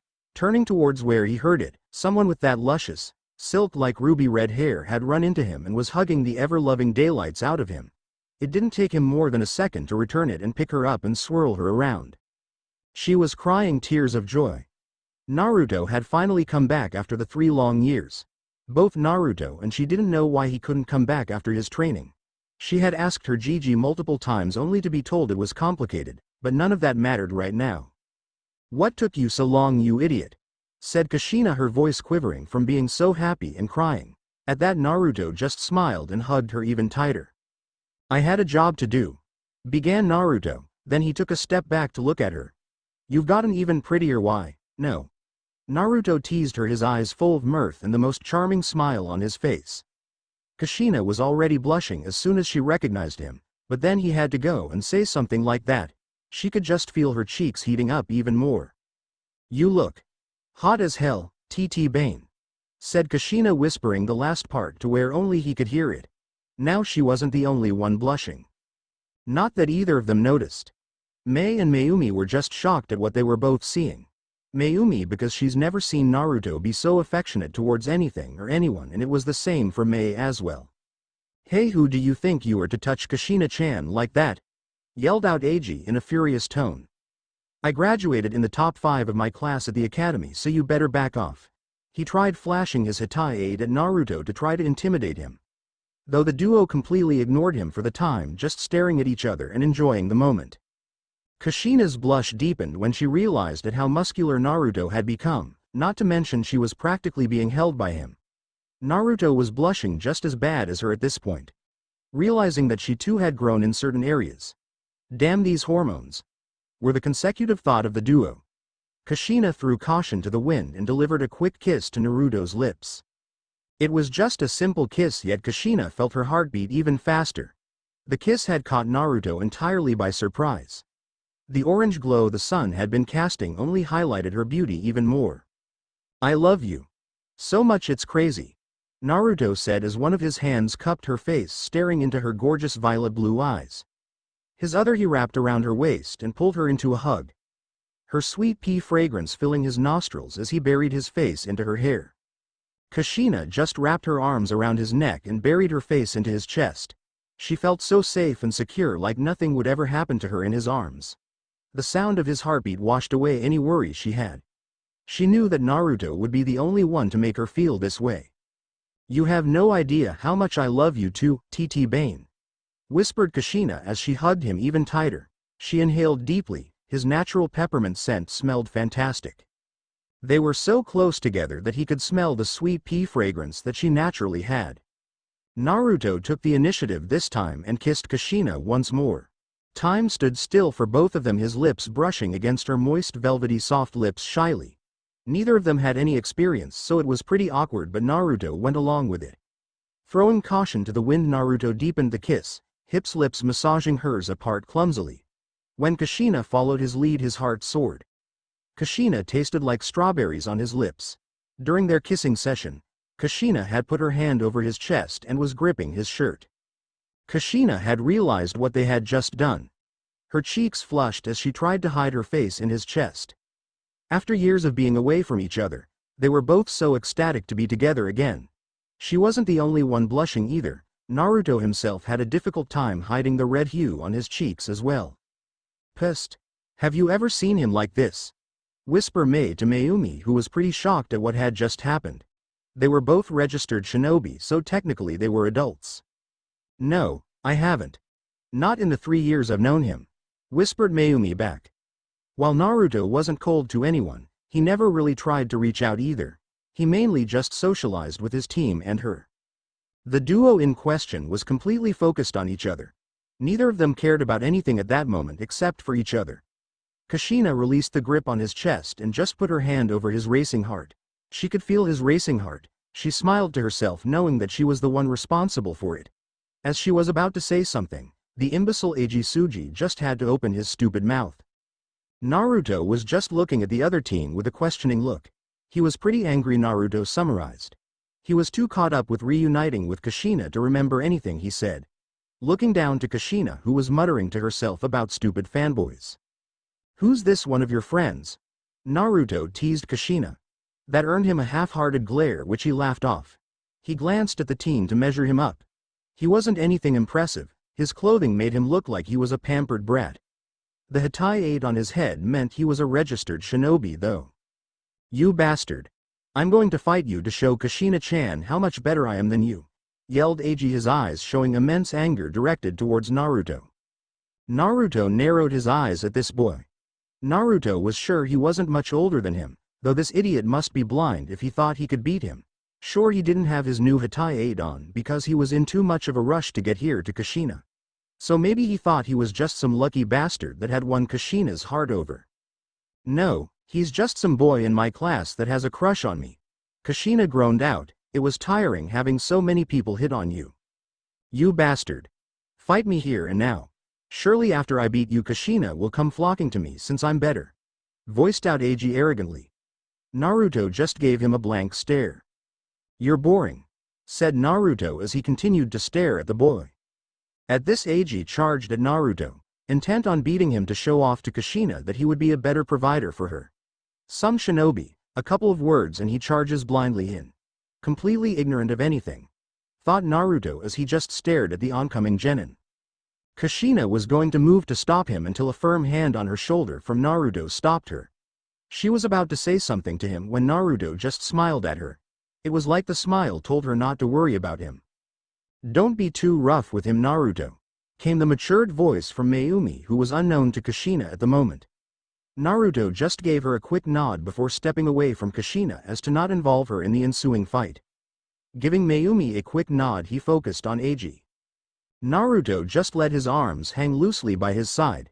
He just wanted this to be over with so he could spend more time with Kushina and her family. Eiji intended on finishing this fight quickly. He scored at the top of his class along with Kushina and Mei. He thought himself to not be any pushover, and in a one-on-one fight with someone in his skill group maybe. Throwing a quick punch at this imbecile who kissed his Kushina, he intended to end it quickly and prove he was better. Naruto used his left hand as he batted away the jab with ease. Following up with this, he used his right hand. He just used the palm of his hand to hit him square in the chest. Not with enough strength to seriously hurt the idiot, though he said Kushina was his woman, and that alone made Naruto angry. The impact from his palm knocked Eiji to the ground. He was now coughing up a storm. "Is that all?" Naruto taunted as the boy continued coughing on the ground. "You're pathetic. And if you ever call Kushina yours again, I'll make sure you regret it." His voice even and his breathing calm. Naruto let the threat hang in the air while he stared at the boy on the ground who was frozen in fear and pain. Turning to Kushina, who gawked at him. Kushina prided herself on her taijutsu, yet she couldn't even see what happened to Eiji. He was throwing a punch at Naruto and all of a sudden he was on the ground coughing up his lungs. "Well, let's go inside. Oh, by the way, this is my sensei Mayumi Uzumaki." "Sensei, this is Kushina and her friend, I'm assuming," Naruto said with a smile. "It's nice to meet you," said Kushina with a respectful tone while giving a light bow. "This is my best friend Mei Terumi." She gestured towards Mei, who was standing off towards the side. "It's nice to meet both of you," said Mei while giving both of them a smile. "Well, now that is taken care of, what are we going to do about this guy?" Naruto said as he gestured towards the boy on the ground. "He'll be fine, let's just go inside. TT Bane, I'm sure Ka-chan is going to freak out when she sees you," said Kushina at Naruto's side. "If you say so." Naruto shrugged, he didn't care about him. With that, they all made their way inside. Inside, after shutting the door behind him, he looked around. The interior of the house hadn't changed all too much. He did see a new picture frame that was the group photo they all took 3 years ago. Hearing the door open and close along with the pitter-patter on the wood flooring, Akane knew Kushina was home and came into the hallway to scold her for taking so long for such a simple errand. That's when she came face to face with Kushina's friend, an older woman, and a rather handsome young teen if her guess was correct. Kushina never brings any boys home. Strange, were Akane's thoughts as she looked at them. "What took you so long, Kushina-chan? Also, who are our guests?" asked Akane as she looked at the two strangers. It's only been 3 years Akane Oba-san, said Naruto as he sweat dropped. Surely you haven't gotten that old. Finished Naruto teasingly. As soon as he finished saying that he got smacked on the head with enough force to send him reeling. Why you ungrateful? Naruto, said Akane in a surprised tone. Age was a touchy subject for women. Especially when they get older. With that said by Kami had he grown. He was a head taller than her, not to mention his physique. Most shinobi would kill for their body to be as lean and muscular as his. The one and only, ow. Did you have to hit me so hard? Said a pouting Naruto rubbing the sore spot on his head. Don't act like a baby, I've hit you harder I'm sure, said Mayumi as she lightly slapped Naruto on the back. Naruto pouted for a moment longer before laughing. Mayumi smiled at the scene, this was the happiest she's seen Naruto. Akane just stared at Naruto for a moment. Besides his obvious growth, he was still acted like he did when he was younger. She could tell that he was different, Kushina could probably tell as well. Though her excitement and joy from being with him after so long probably blinded her a little. I'm Akane Uzumaki, it's a pleasure to meet you. I assume you're Naruto's sensei? Akane inquired looking at Mayumi with a smile. Thank you for taking care of him all these years. She continued giving a bow of respect. It's nice to finally meet you as well. Naruto spoke about his family a lot. Mayumi replied with a respectful tone. When Naruto spoke about his dreams all those years ago, he was just a boy who wanted to protect his family. While most shinobi wanted fame, or to be remembered by history. Akane gave Naruto a serene smile at that. She knew Naruto had a deep fear of losing his family. It's what drove him to join that damned program. She knew they had done a multitude of things to him. He was back though and relatively unharmed. She decided to drop it for now and just be happy that he was back. Well, let's go have dinner now. I made plenty of ramen, chirped Akane. Kushina fist pumped into the air muttering something about the food of the gods. As everyone made their way into the dining room, Naruto just smiled. It felt fantastic to be home. Chapter 7 Piercing violet eyes gazed upon a barren field. The once calm forest was gone, any semblance of wildlife couldn't be seen for miles. The field was littered with craters and gashes. The trees that were native to the field were either burnt to a crisp or split in half. Amid the field were the countless dead bodies of shinobi, kunoichi, and some samurai. Men and women were showered in kunai and shuriken, some were crushed by earth jutsu, others were drowned by water, sliced into pieces by wind, burnt to a crisp by fire and electrocuted by lightning. With the number of bodies on the ground in the state that they were in, it was hard to distinguish which village they hailed from. The smell of blood and death permeated the air. Naruto was there atop a hill that was relatively untouched by the bloodshed, the silvery light from the moon casting its light upon the area. Naruto was applying first aid to a wounded Uzumaki kunoichi. The moon is so pretty right now, don't you think? She voiced weakly, both of them gazing up at it. A shinobi managed to embed a kunai into her thigh. She couldn't travel very fast and the area was still crawling with stragglers. Yeah, it is, said Naruto as he helped her onto her feet. Let's get you somewhere safe. She let out a groan but smiled at him. I know it's against regulation for those in Anbu, but do you mind taking your mask off for now? I just want to see the face of the person who saved me, she said softly as she limped with him supporting her. Naruto thought about it for a moment before he removed it. She looked shocked to see someone as young as him. While it wasn't unusual, it was frowned upon to send children and young teens into war. Though that didn't stop any of the villages from doing it. Her voice broke Naruto away from his thoughts. You barely look 15 and you're in the Anbu already? She voiced incredulously, a look of disbelief on her face. At that, Naruto just remained silent and continued walking forwards. He had been separated from his team when he came across this platoon being ambushed. He was running low on supplies. That didn't stop him from leaping into the fray and assisting where he could. They had just made it into an undamaged part of the forest, continuing to make their way back to safety. They were still moving relatively slowly just so they wouldn't open her wound. Naruto's eyes widened and he picked her up quickly and dashed away. He looked behind them to see a large group of people headed their way. Naruto set the kunoichi down onto her feet before turning towards them and putting his mask back on. Go ahead and fall back. I'll hold them off, Naruto said, readying himself for the fight. What, that's suicide. We'll fight them off together, she said, gritting her teeth, getting into a battle-ready stance. Our allies aren't very far behind us, run as fast as you can. Naruto glanced at her and she could see the sadness in his eyes through the holes in his mask. I've let enough of my comrades die tonight, I won't let them past me now go. I'll bring back reinforcements, just hold out until then, she voiced hesitantly, turning around and running as fast as her leg would let her towards safety. Don't let her escape, voiced what Naruto assumed was the leader of the group. Two of the men had tried rushing past Naruto. Channeling his Raiden chakra to his kunai, he dashed towards them.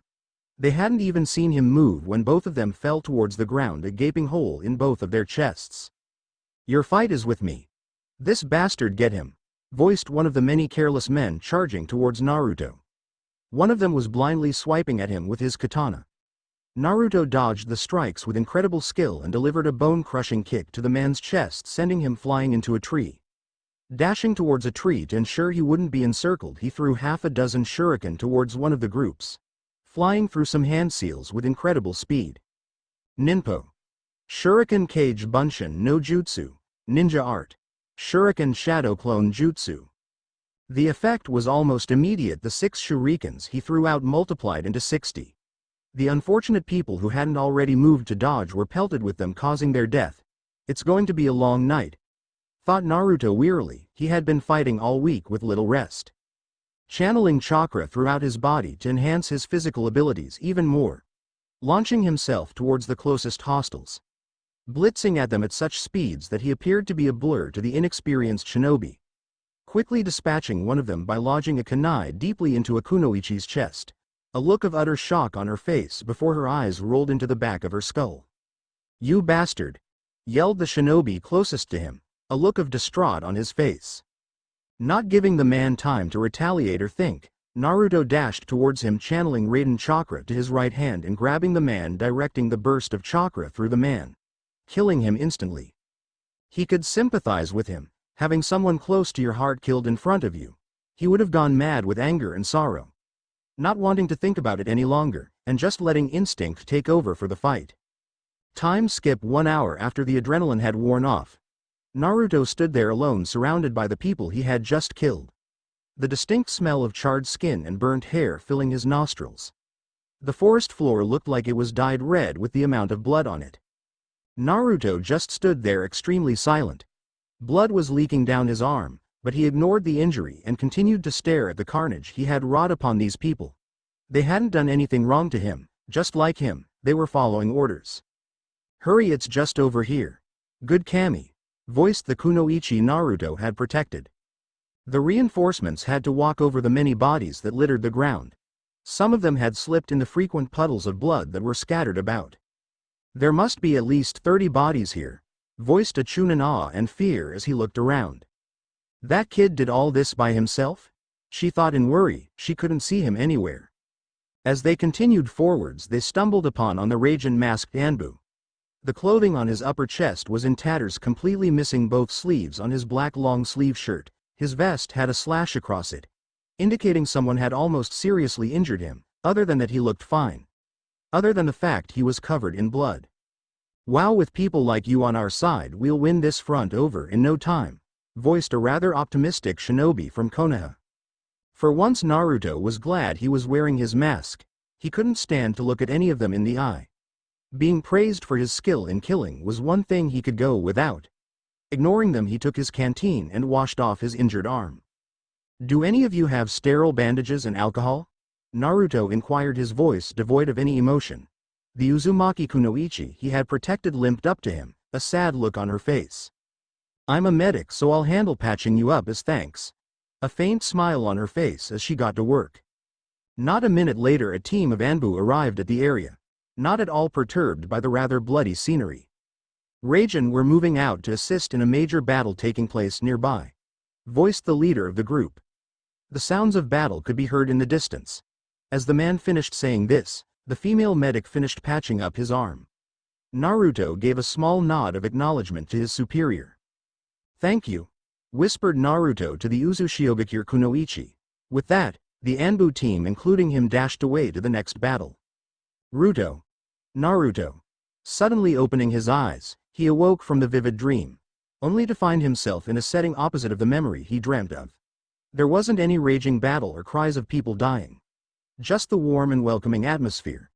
It had been a month since he and Mayumi-sensei had been assigned the mission. It didn't feel like a mission at all if he was honest with himself. It was a much welcomed change. From living such a Spartan lifestyle for the past 3 years to being home with his family. It also gave him more time to work on his fuinjutsu as well as refining and creating personal ninjutsu. Feeling something in his grasp, he looked beside him. Akane was staring at him with a sad look in her eyes. Realizing he had a firm grasp around her wrist, he let her go while muttering an apology. "I knew you seemed too normal," she had said sadly. Meeting her troubled gaze, Naruto sighed. Naruto looked down for a second as he thought of the atrocities he had taken part in. War was war. Orders were orders, and a shinobi is but a tool to his superior. Beginning to grit his teeth and clenching his fists. Realizing his emotions and thought were taking a dark turn, he began to try to relax. "Well, it's not like you didn't warn me." Naruto looked towards Akane with a smile on his face. "You said we were going to the beach yesterday, right?" he said, trying to change the subject from the matter at hand. "Yes. We'll talk about this later though," Akane promised. At this, Naruto exhaled a deep breath and got ready for the day. 2 hours later, Naruto downed some more ice-cold water as he lamented the heat. He was sat under an umbrella wearing swimming trunks and a long-sleeve shirt. Though he was regretting wearing such a garment. "Naruto, you know it's hot, so why are you wearing that?" said Kushina as she grabbed Naruto's arm and tried to pull him along with her. "Let's go swimming." That was probably one of Naruto's few weaknesses. He was never able to deny Kushina anything. Removing the shirt, Kushina bore witness to Naruto's body. Sure, he was always fit, but now he was just a walking mass of muscle. There probably wasn't an ounce of fat on him. "Let me put some sunscreen on you. Nobody likes sunburn, TT Bane." Naruto chuckled at the underhanded method. Though Kushina gasped, attracting the attention of Akane, who was taking care of Masaki. They both saw the intricate markings along his back. Though what caught Akane's eye was the crimson whirlpool insignia on his left shoulder. "Naruto, what is this?" Kushina was completely mesmerized by the intricate design as she traced her fingers along some of the lines. It was fuinjutsu, that much she could tell. "It isn't finished just yet. I'll tell you what it is when it's done though." Naruto looked back at her as she began applying the sunscreen.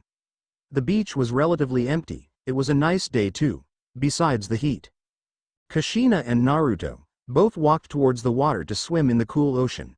He couldn't help but admire her beauty once more. She was probably one of the most wanted bachelorettes in all of Uzushio. Thank God there weren't many people on the beach, otherwise he'd have to pry their eyes out for looking at her. Her bathing suit wasn't provocative by any means. It was just her natural beauty and budding body. If any bastard looked at her the wrong way, he wouldn't hesitate to beat them into a bloody pulp. Naruto didn't want to rush things, so he just settled for admiring her beauty. A gentle ocean breeze cooled their bodies. They were about waist deep into the ocean now, just enjoying themselves. "Hey, Naruto, have you ever been off of Uzushio before?" Kushina said, her beautiful fiery red hair flowing in the breeze. A curious grin on her alluring face. "Yeah. Why do you ask?" he asked her, bobbed in the cooling water. Naruto stared at the young beautiful redhead he had come to love. "I have. None of the nicer places though," he began grimly. "I won't lie to you, Kushina. The only thing I've found out there are enemies." "Oh. We'll just have to go out there together and have fun," said Kushina with a grin, trying to uplift his grim mood. She just stared at the handsome man she had loved. "I have something for you when we get back to the beach," Naruto said, matching her grin. Kushina always could make Naruto feel better no matter what was happening. With Akane on the beach, a gentle breeze cooled Akane and Masaki as they sat under an umbrella. Akane didn't know how to feel. The boy she had raised as one of her own and loved him just like her other children. The crimson whirlpool on his arm signified he was or still is part of the Anbu for Uzushio. She knew he was strong, but to be affiliated with such an organization at his age. Being a part of the Anbu meant he was already an A-ranked shinobi. She was proud when he had excelled in the shinobi arts, yet she was also scared. She had seen war firsthand. She lost loved ones too. War leaves its scar on anyone who takes a part on it. He'd acted normal so he wouldn't worry anyone. Though Akane had talked to Kushina years ago about what to expect. Naruto was never very good at expressing his feelings. She knew Naruto had a deep fear of losing them. It's probably what drove him to such lengths. He was probably one of the most stubborn people she knew. If he said he was going to do something, you could count on him to never go back on his word. Kushina and Naruto were practically attached to the hip since the time they had met. Before they knew, years had passed and the two had a better love life than most of her friends. Just the thought of the two brought a smile to her face. She would have to give them the talk soon with the way they looked at each other. She was still too damn young to have little kids calling her Ba-chan. Sudden voices broke her out of her stupor as she looked towards the duo responsible for all the racket. They both had the brightest smiles on their faces as they swam in the ocean together. Naruto didn't look troubled at all right now. His mental fortitude as a child stunned her, so now that he was reaching adolescence, she just needed to trust him. Uzushiogakure Barracks. Mayumi was pacing back and forth in her room. She had a gut feeling that something bad was going to happen soon. Throughout the years she had learned to trust her instincts years ago. While Naruto was continuing their mission, she was sure he had some clones watching over them. Uzushiogakure was surrounded by the whirlpools that the village was named after. It had protected their home and clan for generations. So why did she feel like something incredibly terrible was going to happen? Uzushio had already bunkered down when Kumogakure and Kirigakure had joined the war. Trusting in her gut feeling, Mayumi made her way to the armory. There she grabbed numerous pouches of kunai and shuriken. Stocking up on extra exploding notes, smoke bombs, flash bombs, and food pills. She bought some recently forged katanas, 2 of them be exact. Sealing all of it into a scroll and look around. People were looking at her like she was crazy for grabbing so many weapons. Not like she cared. The reason she had so much was to share some with Naruto and her team, should the need arise. Back with Naruto sitting on a blanket underneath a tree that provided plenty of shade from the blistering sun after they were done at the beach and wanted to eat the lunch Akane had prepared for the 4 of them. Masaki was munching on the sandwiches. She was still relatively silent around Naruto. The cooling breeze refreshing all of them. So Naruto, are you going to tell us what that fuinjutsu on your back is? Akane asked with a curious expression while Kushina nodded, wanting to know as well. It wasn't every day you saw fuinjutsu like that.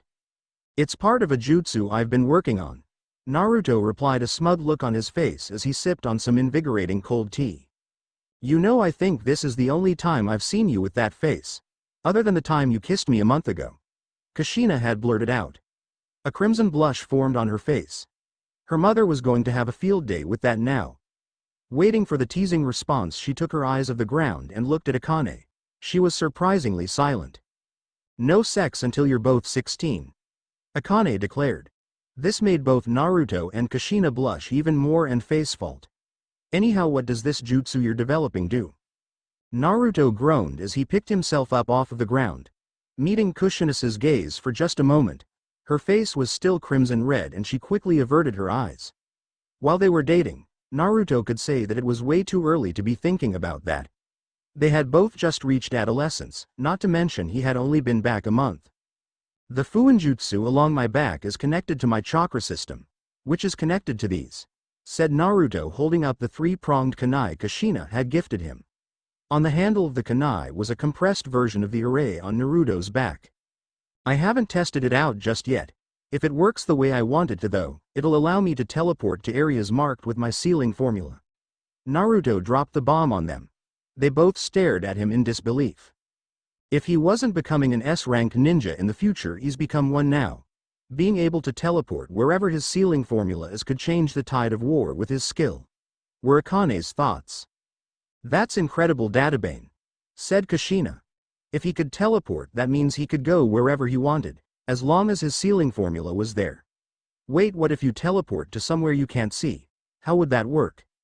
Like I said, if it works the way I want it, I can determine where I teleport, so that's not a problem. If it works right, that is. Naruto muttered out the last part. Well, you'll never know if you don't try it, said Akane with a proud smile.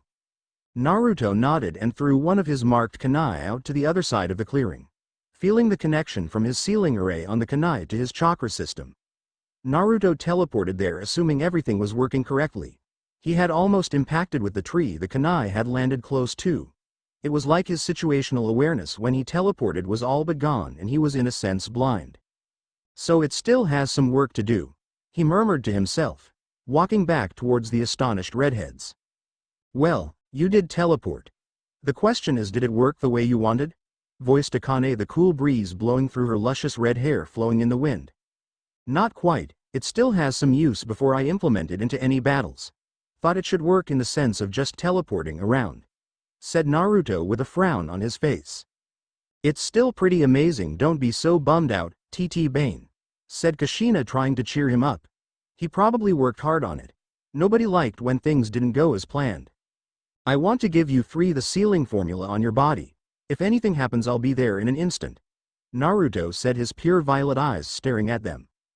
You don't have to ask me, just apply the formula to my neck. Kushina said, her bluish violet eyes staring at him full with love. She tilted her neck and moved her hair to the side so he could apply his formula.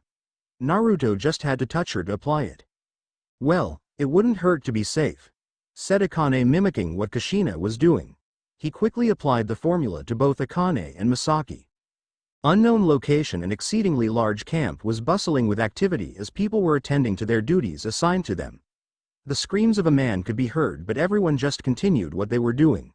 It was a military camp where they had been keeping prisoners. In one of the many tents was this torture taking place. Inside this gruesome tent was a male with fiery red hair, Hitai 8 from Uzushiogakure, showing which village he owed allegiance to. They had captured him weeks ago after an informant gave away his position in Fire Country. They had sent multiple teams of their finest and they captured him. They physically and mentally tortured the man, but he wouldn't break. It just goes to show how much a monster the Uzumaki vitality was. Any normal man or woman would have broken by now. They had been trying to extract information from him as to how to get past the whirlpools his village was renowned for. The man had finally stopped screaming. His body dropped like a bag of rocks. Their torture methods were ineffective, so they opted to extract the information through his memories. Though that had killed him, no matter, they got the information they were after. The man responsible for the Uzumaki shinobi's death ran out of the tent to go and report to his superior. Dashing through the crowded camp to the largest tent, when he got there he quickly made his way to where his leader was sat and bowed on his knee. Raikage-sama, we've finally extracted the information required to breach Uzushiogakyo's primary defense, said the man to the second Raikage. Well, isn't that fantastic? Be sure to relay this to Kiri if they haven't gotten any information themselves. I'd like to work with them to be rid of the pest known as the Uzumaki clan. The Raikage had a stern look on his face. The Uzumaki had been a pain during the last war where they assisted Konoha in asserting its dominance.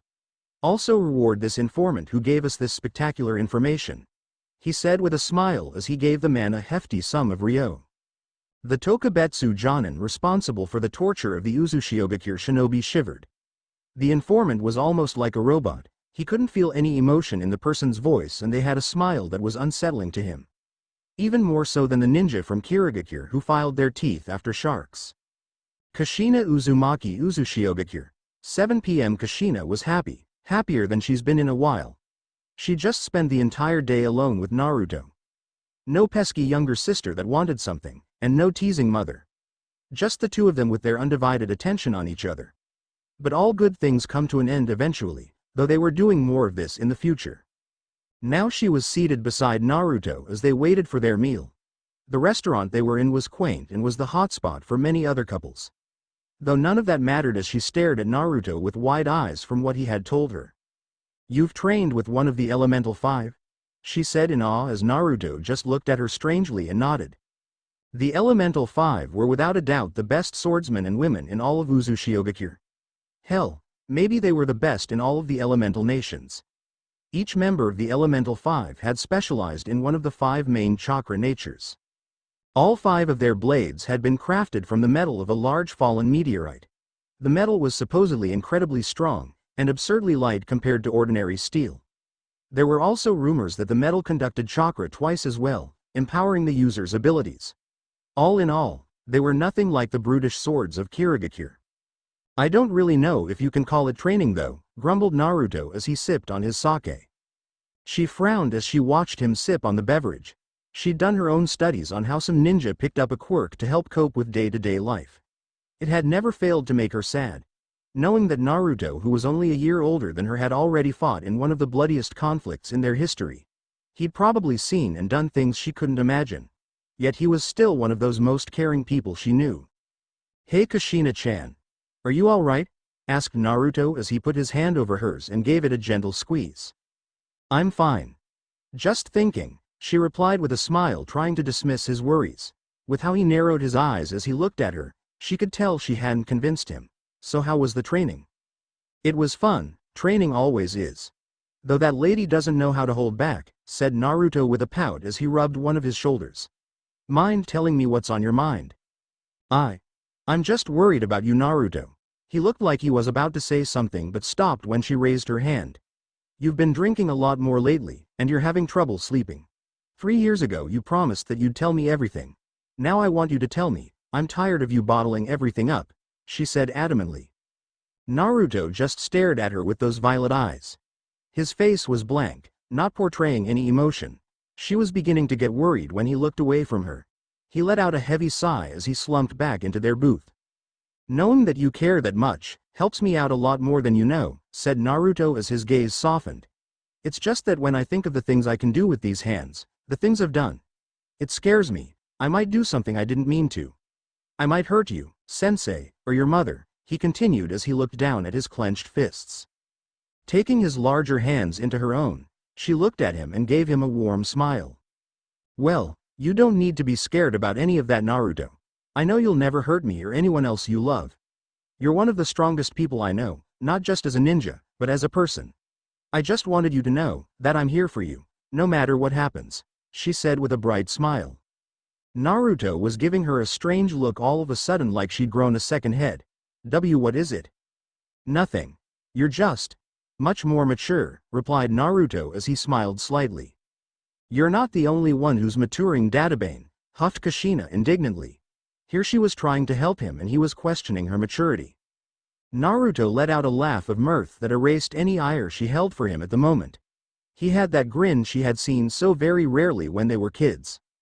"Thank you, Kushina," said Naruto as he calmed down a bit, "though I think you're maturing just fine. Why, no."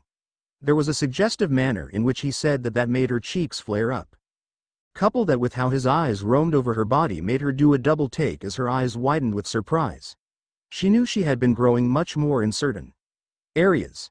But by Kami that was bolder than he's ever been before. Stuttered Kushina. She was sure her entire face was as red as her hair. Her heart was beating so fast she was sure it might beat right out of her chest. She hid her face in her arms as she averted her eyes from him. "I'll be sure to compliment you more like that if you do this more often. Seeing this side of you is cute too," said Naruto, compared to how he sounded before his voice was full of mirth and joy. "Only when we're alone." Her voice came out as a whisper, but she was positive Naruto heard it. People had complimented her all the time on her looks, though she could care less about what they said. Hearing it from the man who constantly plagued her dreams did things to her. "Kiss me." "What? I thought you just said to only do stuff like that when we're alone." "I said kiss me right now, Databane," said Kushina as she leaned close to his face. Her cheeks were burning as she felt his hot breath on her lips. Naruto looked around for a moment. She assumed he was making sure the coast was clear. They were in the corner of the restaurant away from all the prying eyes. Then he kissed her. As soon as his lips met hers, she couldn't keep the moan from escaping her throat. They'd kissed before, but dear Kami, it had never felt this good. She deepened the kiss, eager to sat the hunger she felt boiling in her belly. She tentatively swiped her tongue against his lips and soon felt his tongue meet hers. A shudder went up to her spine as she tasted him. She was glad she was sitting down because her legs had suddenly felt like jelly. When Naruto pulled away from the mind-numbing kiss, she felt cold without his affection. She could still taste him on her lips as they stared at each other. His violet eyes had gazed into her indigo eyes. They were filled with a mixture of love and hunger. Her heart was racing. Not even the most intensive training had made it beat this fast. "Hey, Kushina, why don't we leave now? There's this place I want to show you before the sun goes down," said Naruto huskily. "Only if I can get a kiss or two like that when we get there," she replied with a sultry voice. "As my Heim commands," replied Naruto as he pecked her lips. Kushina just stared at him as he pulled away from their kiss and stepped out of the booth to pay for the tab. She rested one of her hands against her chest and felt her racing heart. The kiss was great, but what he had just called her, she was his princess.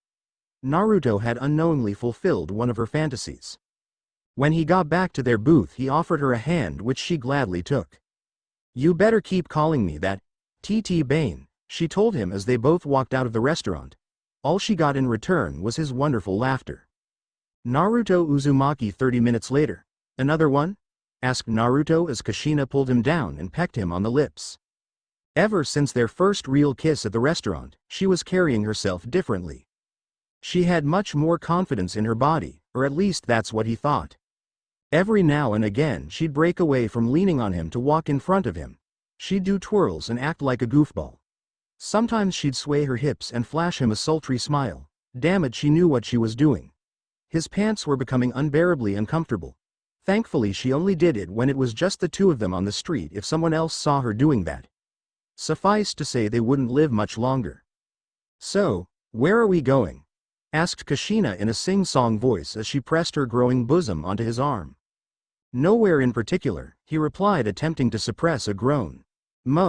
I thought you wanted to take me somewhere?" said Kushina with a pout. "We're nearly there, Haim," he said. He took great delight in seeing her cheeks heat up again when he called her that. Kami, she was so beautiful. There was something about the beauty of every single woman in the Uzumaki clan that seemed otherworldly. Though when he looked at Kushina, Mayumi, and Akane, he was breathless. They were all beautiful in their own ways. Though he felt the most connected to Kushina. If he was born 10 years earlier, he definitely would have fallen in love with Mayumi or Akane. Kami knows they both deserved it. After losing her husband, Akane was left to raise 2 kids all by herself. She had focused all her efforts on Kushina and Masaki. She had practically adopted him as well. But familial love was one thing. Having a partner, someone you considered your equal. She hadn't sought out another person after losing her first husband. Mayumi was another case entirely. While both she and Akane had fought in the first Shinobi War, Akane had found someone to lean on and eventually love. Unlike Mayumi. Like him, she was an orphan at birth. He had known the pain of being alone all too well. Someone as selfless as Akane and someone as kind as Mayumi didn't deserve any of what happened to them. He'd have to talk to Kushina about finding someone for the two of them. They deserved better, and he'd make sure to whatever was in his power to deliver it. Snapping out of his thoughts, Naruto took in their surroundings. They were crossing over a small bridge now. They must have finally made it to the park he wanted to show to her. It was located on the outskirts overlooking Uzushiogakure. The setting sun lit up the sky with its bright reds and oranges. It made for a truly breathtaking sight as the beautiful sky reflected off of the water. Looking towards Kushina, he smiled when he saw that she was equally enamored by the view. "I've been thinking, Kushina," he began as she turned at the sound of his voice. "What have you been thinking about?" asked Kushina curiously as she tilted her head. "I'm going to ask the Azukiage for some leave. There's been something I've wanted to do for a while now. Kushina, you know there isn't a single thing in this world that I wouldn't do for you. You've always been there for me one way or another, and I hope it's been the same for you." Taking a deep breath, he looked her straight in the eyes. "Kushina Uzumaki, would you make me the happiest man on this planet and become my wife?" Kushina just stood back at him with her mouth agape. She brought her hands up to cover her mouth as tears began streaming out of her eyes. He couldn't help but feel anxious about her answer. "Yes," shouted Kushina as she leapt right into his arms. "You're all I've ever wanted, Databane." He couldn't stop the smile from coming onto his face as the two of them spun around. It felt like a weight was lifted off of him as soon as she said yes. Kushina kissed him and hugged herself even tighter to him. As she pulled away, he saw the tears streaming down her beautiful face and that breathtaking smile. "I'm not dreaming, am I?" said Kushina as she wiped away some of her tears. She seemed like she couldn't tell if she wanted to laugh or cry. "If you are, I'll ask you to marry me when you wake up," he replied as he kissed her on the forehead. I know it's cheesy, but I couldn't help myself." Kushina just tried to bury herself into his chest further in response. Kissing her on the head, Naruto took in her natural smell of sweet peas. Today was definitely one of the happiest days of his life. Everything he had gone through finally felt worth it. "We have to go tell Ka-chan. She's going to go crazy." "Oh, Kami, we're going to have plan everything. I'll have to invite Mei-chan and everyone," said Kushina excitedly. "One thing at a time, Kushina-heim," he said with a smile. "If you say so, Naruto-koi," she replied with a radiant smile. Hearing Kushina refer to him like that made his heart swell with joy. She really was an angel sent to him by Kami. He promised himself that he'd protect that smile, no matter the cost. As they still remained together, he began noticing things. They were small, but being a ninja meant keeping attention to detail. The sounds of the nearby city were gone. The birds had stopped chirping. He was pretty sure someone had just erected a barrier around them. Reaching out with his sensory abilities. They were faint, but there were 4 of them. They definitely weren't some genin playing a prank. The barrier was too sophisticated for that. A bead of sweat went down his face when he felt 3 of them surround him. The 4th was now below him. Holding tightly onto Kushina, he searched for one of his few markers in all of Uzushiogakure, and they both disappeared in a crimson flash. Leaving behind 4 stunned shinobi, he landed on the floor of wherever he teleported with Kushina on top of him. He quickly took in their surroundings and let out a sigh of relief when he realized they were at their shared home. He sensed Akane in the room with them, along with Misaki and Mayumi just downstairs. "You okay, Kushina?" he asked as he looked down at Kushina, who was staring at him funny. "Yeah, well. This position is kind of awkward, I guess," she said as she shifted around. He quickly realized that she was sitting right on top of his lap as he rested on the ground. Sitting up, Kushina quickly got off of him with a noticeable blush on her face. He would have smiled if he wasn't thinking about their recent predicament. "What's this about proposing, I hear?" asked a rather excited voice from around the corner. "Also, why are you 2 on the floor, and why is Kushina flustered?" He just let out a groan as he quickly got off of the ground. "Ka-chan!" shouted Kushina as she flung herself into her mother's side. "Naruto and I are getting married," chirped Kushina excitedly. "Hey, can we go downstairs and talk to Mayumi about this as well?" he asked as the 2 of them nodded. As the 3 of them walked down the stairs, they were greeted with the sight of Mayumi playing with Misaki. His teacher was making funny faces as Misaki laughed at her. He would have smiled at the sight, but he was worried. "Sensei," he said seriously, gaining everyone's attention, "we need to go to the tower." "What are you talking about, Naruto?" asked Akane with a confused expression. Naruto began explaining the situation and about the 4 people he had sensed in the park. "You're sure, Naruto?" asked Mayumi with a serious expression as she bounced Misaki on her leg. Kaboom! An ear-shattering explosion interrupted him before he could respond. Smaller explosions followed after it. Whatever it was must have happened outside the walls. As they all walked outside, his ears were greeted with the familiar sounds of battle in the distance. "We're definitely going to the tower now," said Mayumi as she handed Akane Misaki. Emergency sirens began blaring around them. That blaring noise filled Naruto with a sense of dread. The only reason they were supposed to be used in the case of an attack or a major natural disaster. With the sounds of fighting going on, he was sure it was the latter of the 2. The 5 of them all took to the roofs of the buildings around them, avoiding the streets below that were full of civilians being evacuated towards their designated bunkers by genin. All around them, ninja from Uzushiogakure took to the roofs. He could see Anbu teams mobilizing. As soon as he got them to safety, he was going to join the fight to repel whatever invader thought it was a good idea to invade their home. And he thought today was going to be a great day. Mito Uzumaki Konohagakure. Present time. Mito let out a frustrated sigh as she paced back and forth throughout her bedroom. Being restricted to the Senju compound was driving her insane with boredom. She'd done nearly everything there was to do, from reading books to messing around with various ceiling arrays. She wished Tsunade was here with her. She was a great drinking partner. But her granddaughter, the last remnant of her direct family, had been discreetly summoned by the Hokage on urgent notice. For the Hokage to send an Anbu of his own to summon her meant bad news. Once again her family was caught up in some firestorm, she was sure of it. All throughout the day, there had been a foreboding feeling in her gut that she couldn't shake off no matter what she did. It was similar to the feeling she felt on the day Nawaki died. Was that what it was? Had she just lost Tsunade as well? She shook her head, trying in vain to rid herself of such thoughts. Tsunade was considered one of the most powerful shinobi of their time. Yet that did little to comfort her. The world they lived in was cruel and unpredictable. The simplest of missions could take an ugly turn quickly. It was a fact most genin who survived their first mission outside of their villages learned quickly. The unlucky ones, like her grandson, Nawaki, had never got the chance. To this day she still hadn't recovered entirely from his death, solely because it had never sat right with her. When her health allowed her to, she trained Nawaki personally, as did Tsunade. While he wasn't a genius or one-in-a-generation prodigy, he wasn't by any means an idiot. Though he was clever, he learned quickly and soaked up knowledge like a sponge. She'd used various traps on him throughout his training. He was able to see through most of them. A simple explosive trap shouldn't have killed him, it would have wounded him at most. He also had the prodigy of the Sannin, revered by all of Konoha as his teacher. Orochimaru, the snake summoner, who was considered one of the smartest ninja in Konoha. With one of the most intelligent and powerful shinobi guiding Nawaki, he'd surely return the Senju clan to its former glory. Danzo had persisted that Orochimaru would be Nawaki's mentor.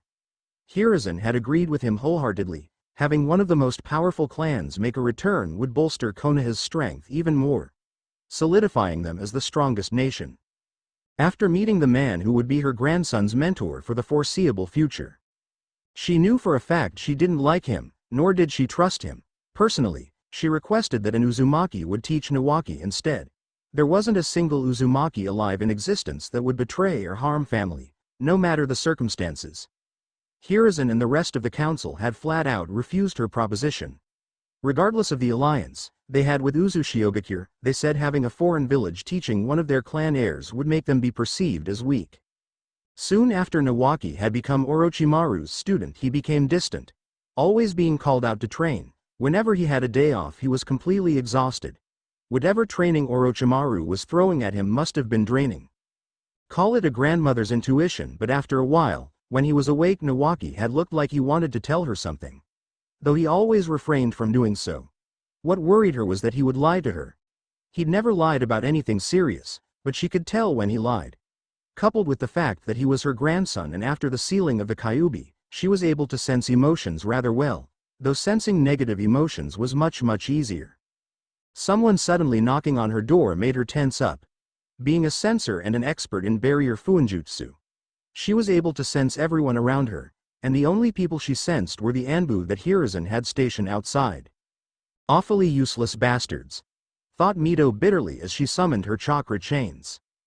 Whoever dared to sneak into her home and knock on the door, they must have been an idiot, though if they were able to make it past the Anbu guards outside, she wouldn't take them lightly. Underestimating your opponents was one of the worst things you could do. The door was pushed open and she blinked in surprise when she saw a familiar beautiful face and blonde hair. "Tsunade-chan," said Mito, a look of surprise on her face. She was one of the last people Mito had expected to see. "Hey, Ba-chan," said Tsunade dryly, not even noticing the chakra chains that Mito had summoned. That's when she noticed her granddaughter's face.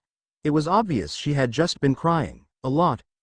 Though deep in those hazel eyes she could see and feel the anger coursing through her granddaughter.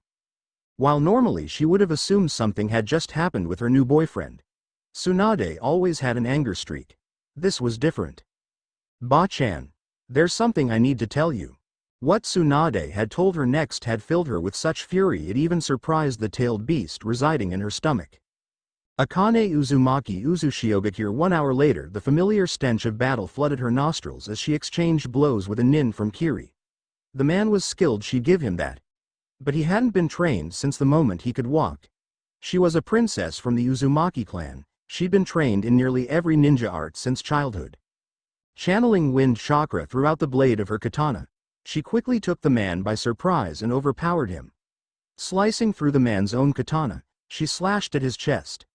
The wind-coated blade cut through the man's armor and deep into his chest.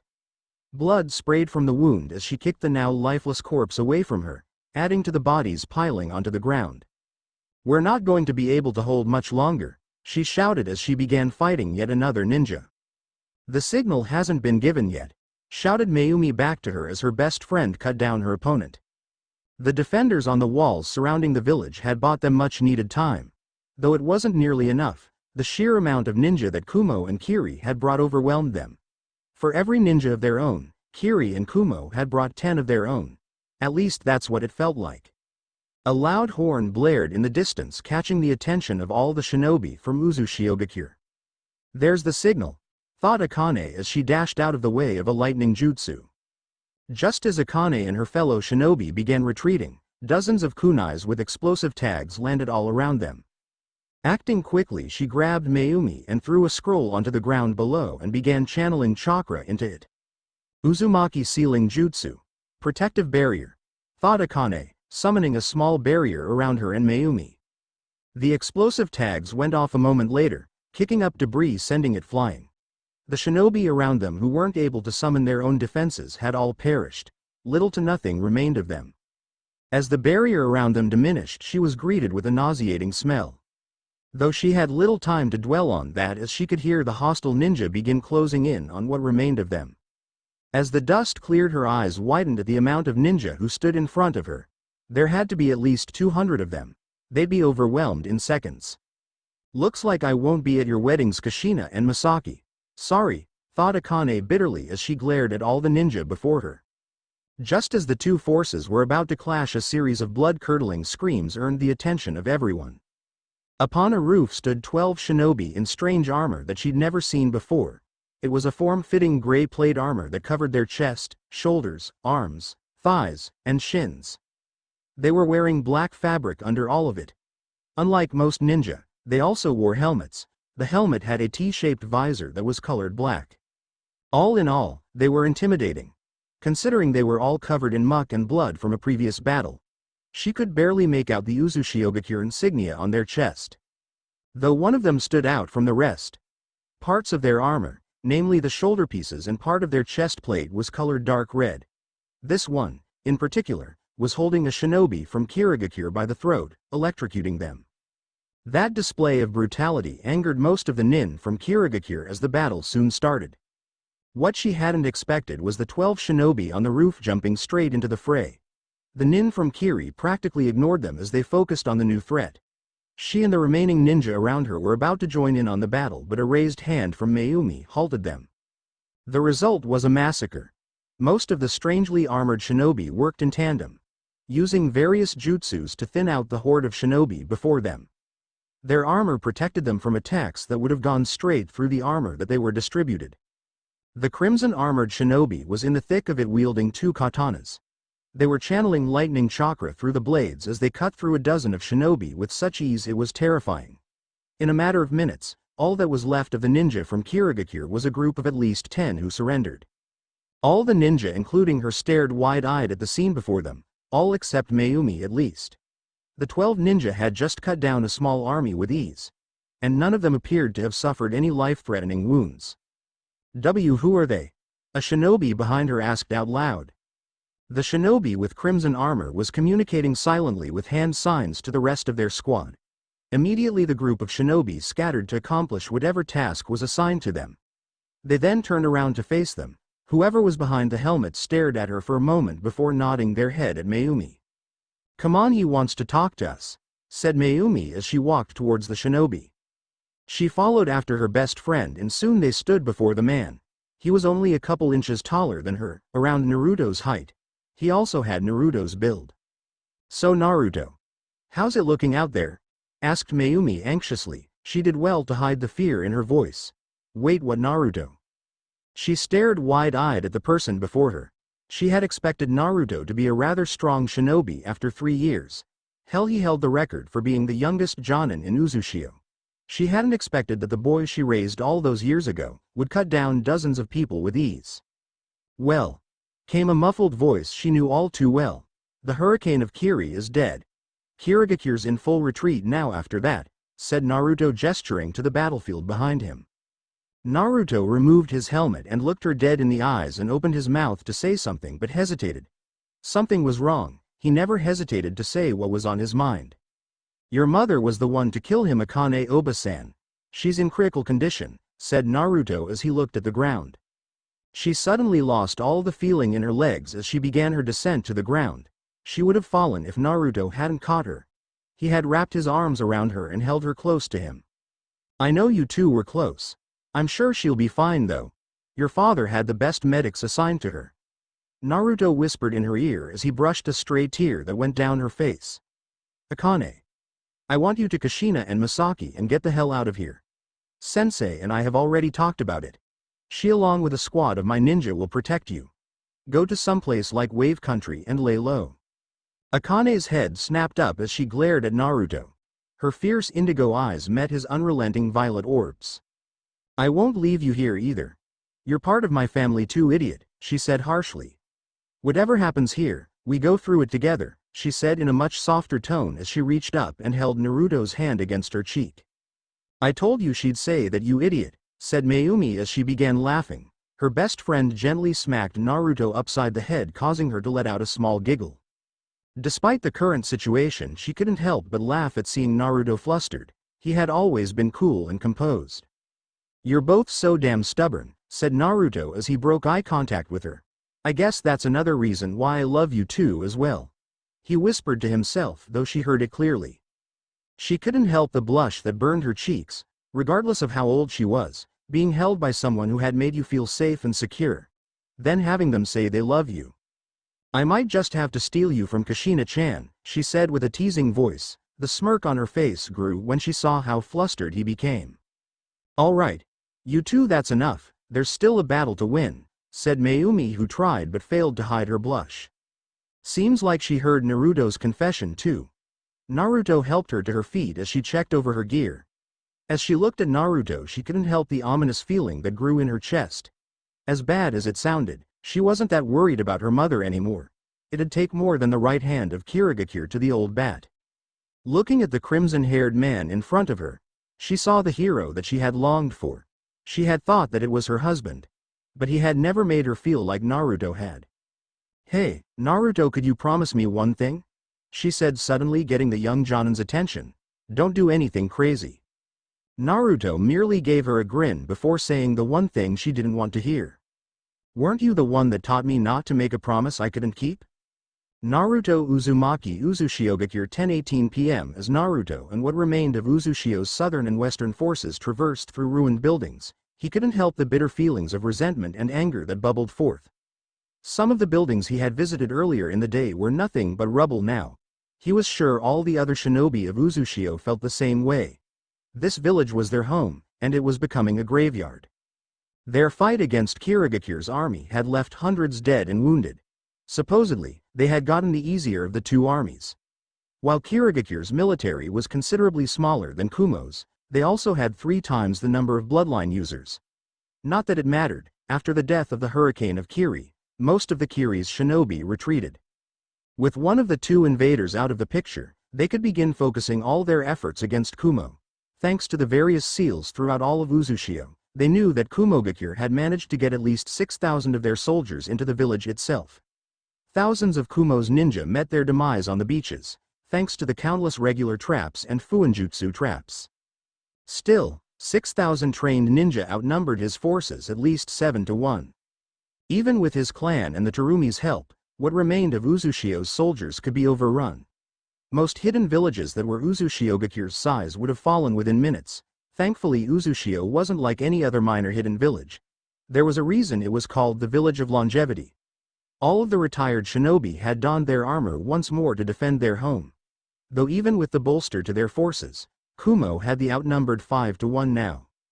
The Azukage had led half of their forces, including all of the Crimson Tide, against Kumo.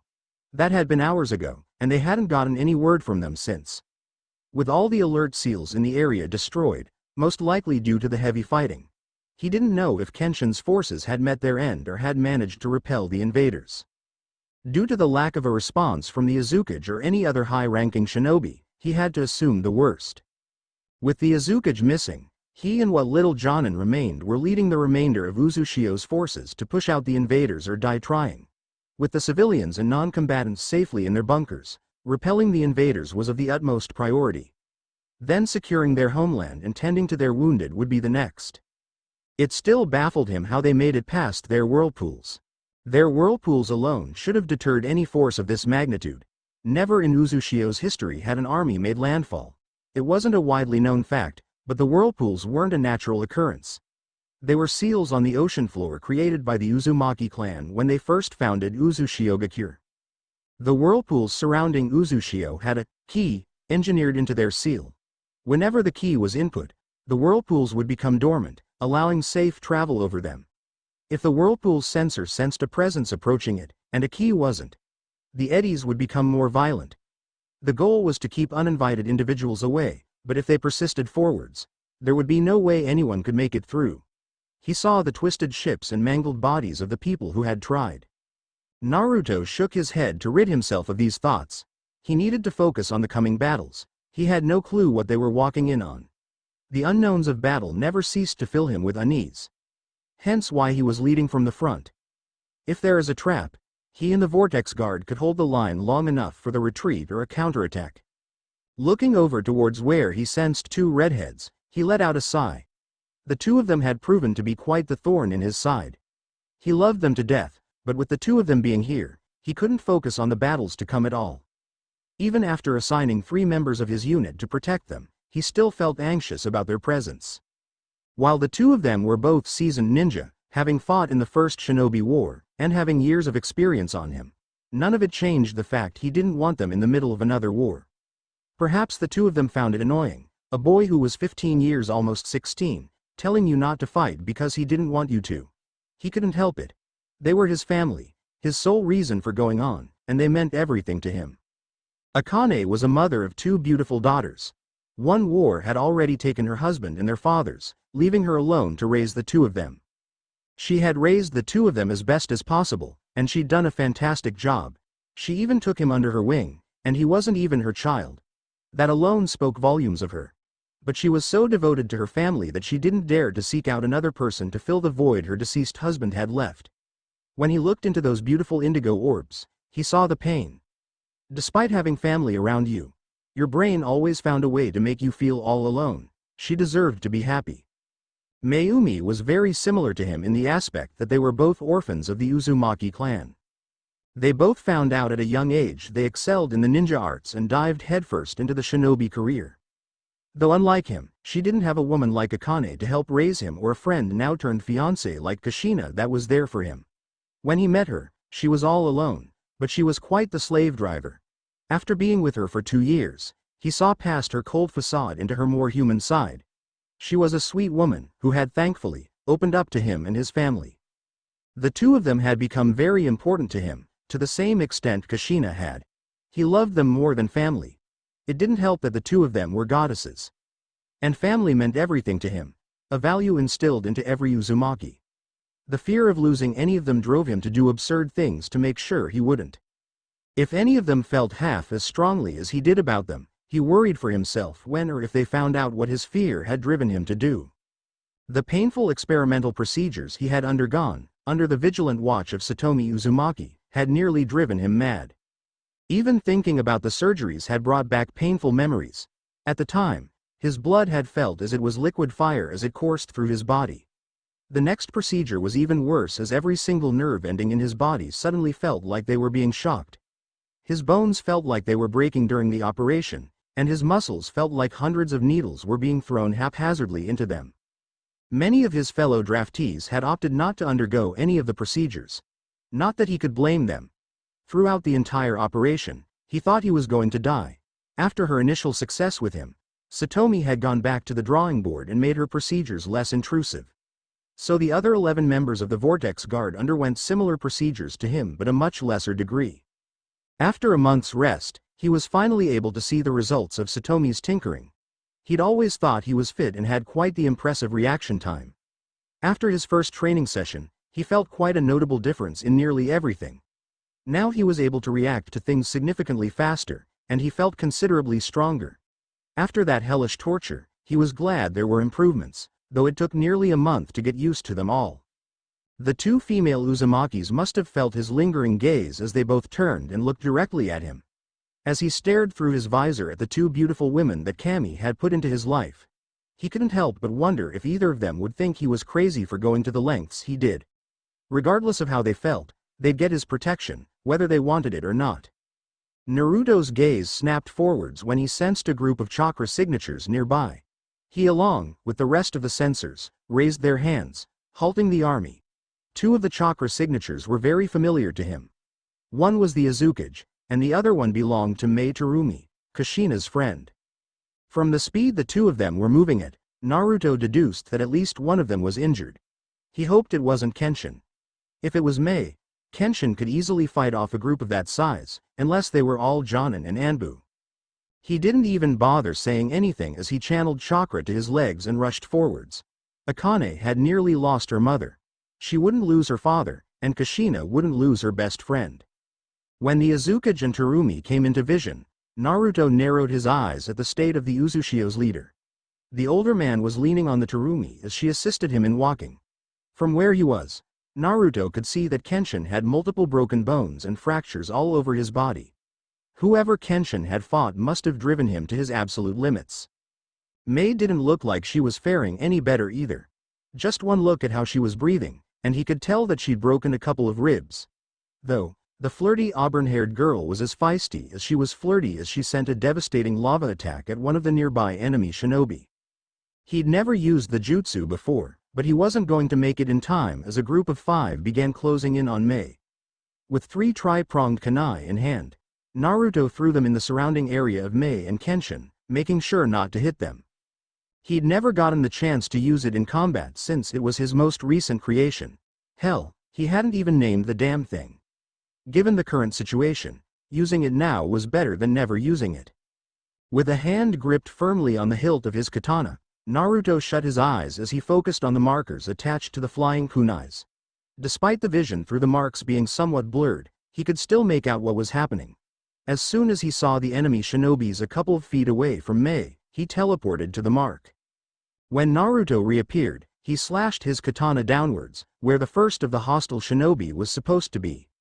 Though much to his surprise and confusion, he missed the person by a foot or so.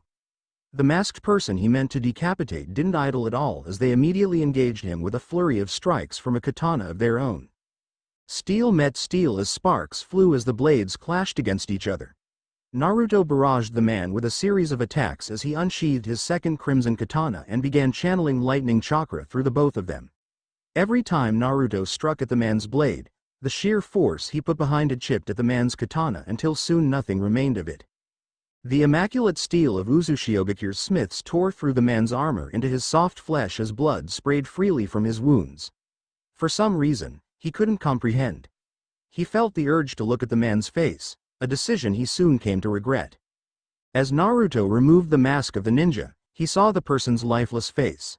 Only it was the face of a ninja he had killed a year ago staring back at him, the pale lips on the dead face twisted into a demented smile as it appeared to look him right in the eyes. Soon the body collapsed onto the ground as Naruto continued to stare at it. The group of ninja chasing the Azuka Mei tucked tail and ran as he looked up and realized that Uzushio's army had caught up to him. A brigade of medical nin were tending to Mei and Kenshin. But none of that occurred to Naruto as he stared at the body lying at his feet. All he could hear was his heart beating rapidly in his chest as he crouched down to get a better look at their face again. This person couldn't be the same person he killed before. As he looked at the visage of the deceased man, he didn't know what to feel anymore. Where the man's face once was replaced by a black visage. Naruto couldn't make out their eyes, their nose, or any other part of their face. Despite being a person he just killed, it helped that he could no longer see their face. There were already hundreds of faces burnt into his memory. Their voices were always in the back of his mind tormenting him, but now they were gone. It was as if he was omitting their faces unconsciously. It was easier to kill something that wasn't human. Naruto felt like an empty void, as if an essential part of his humanity had left him.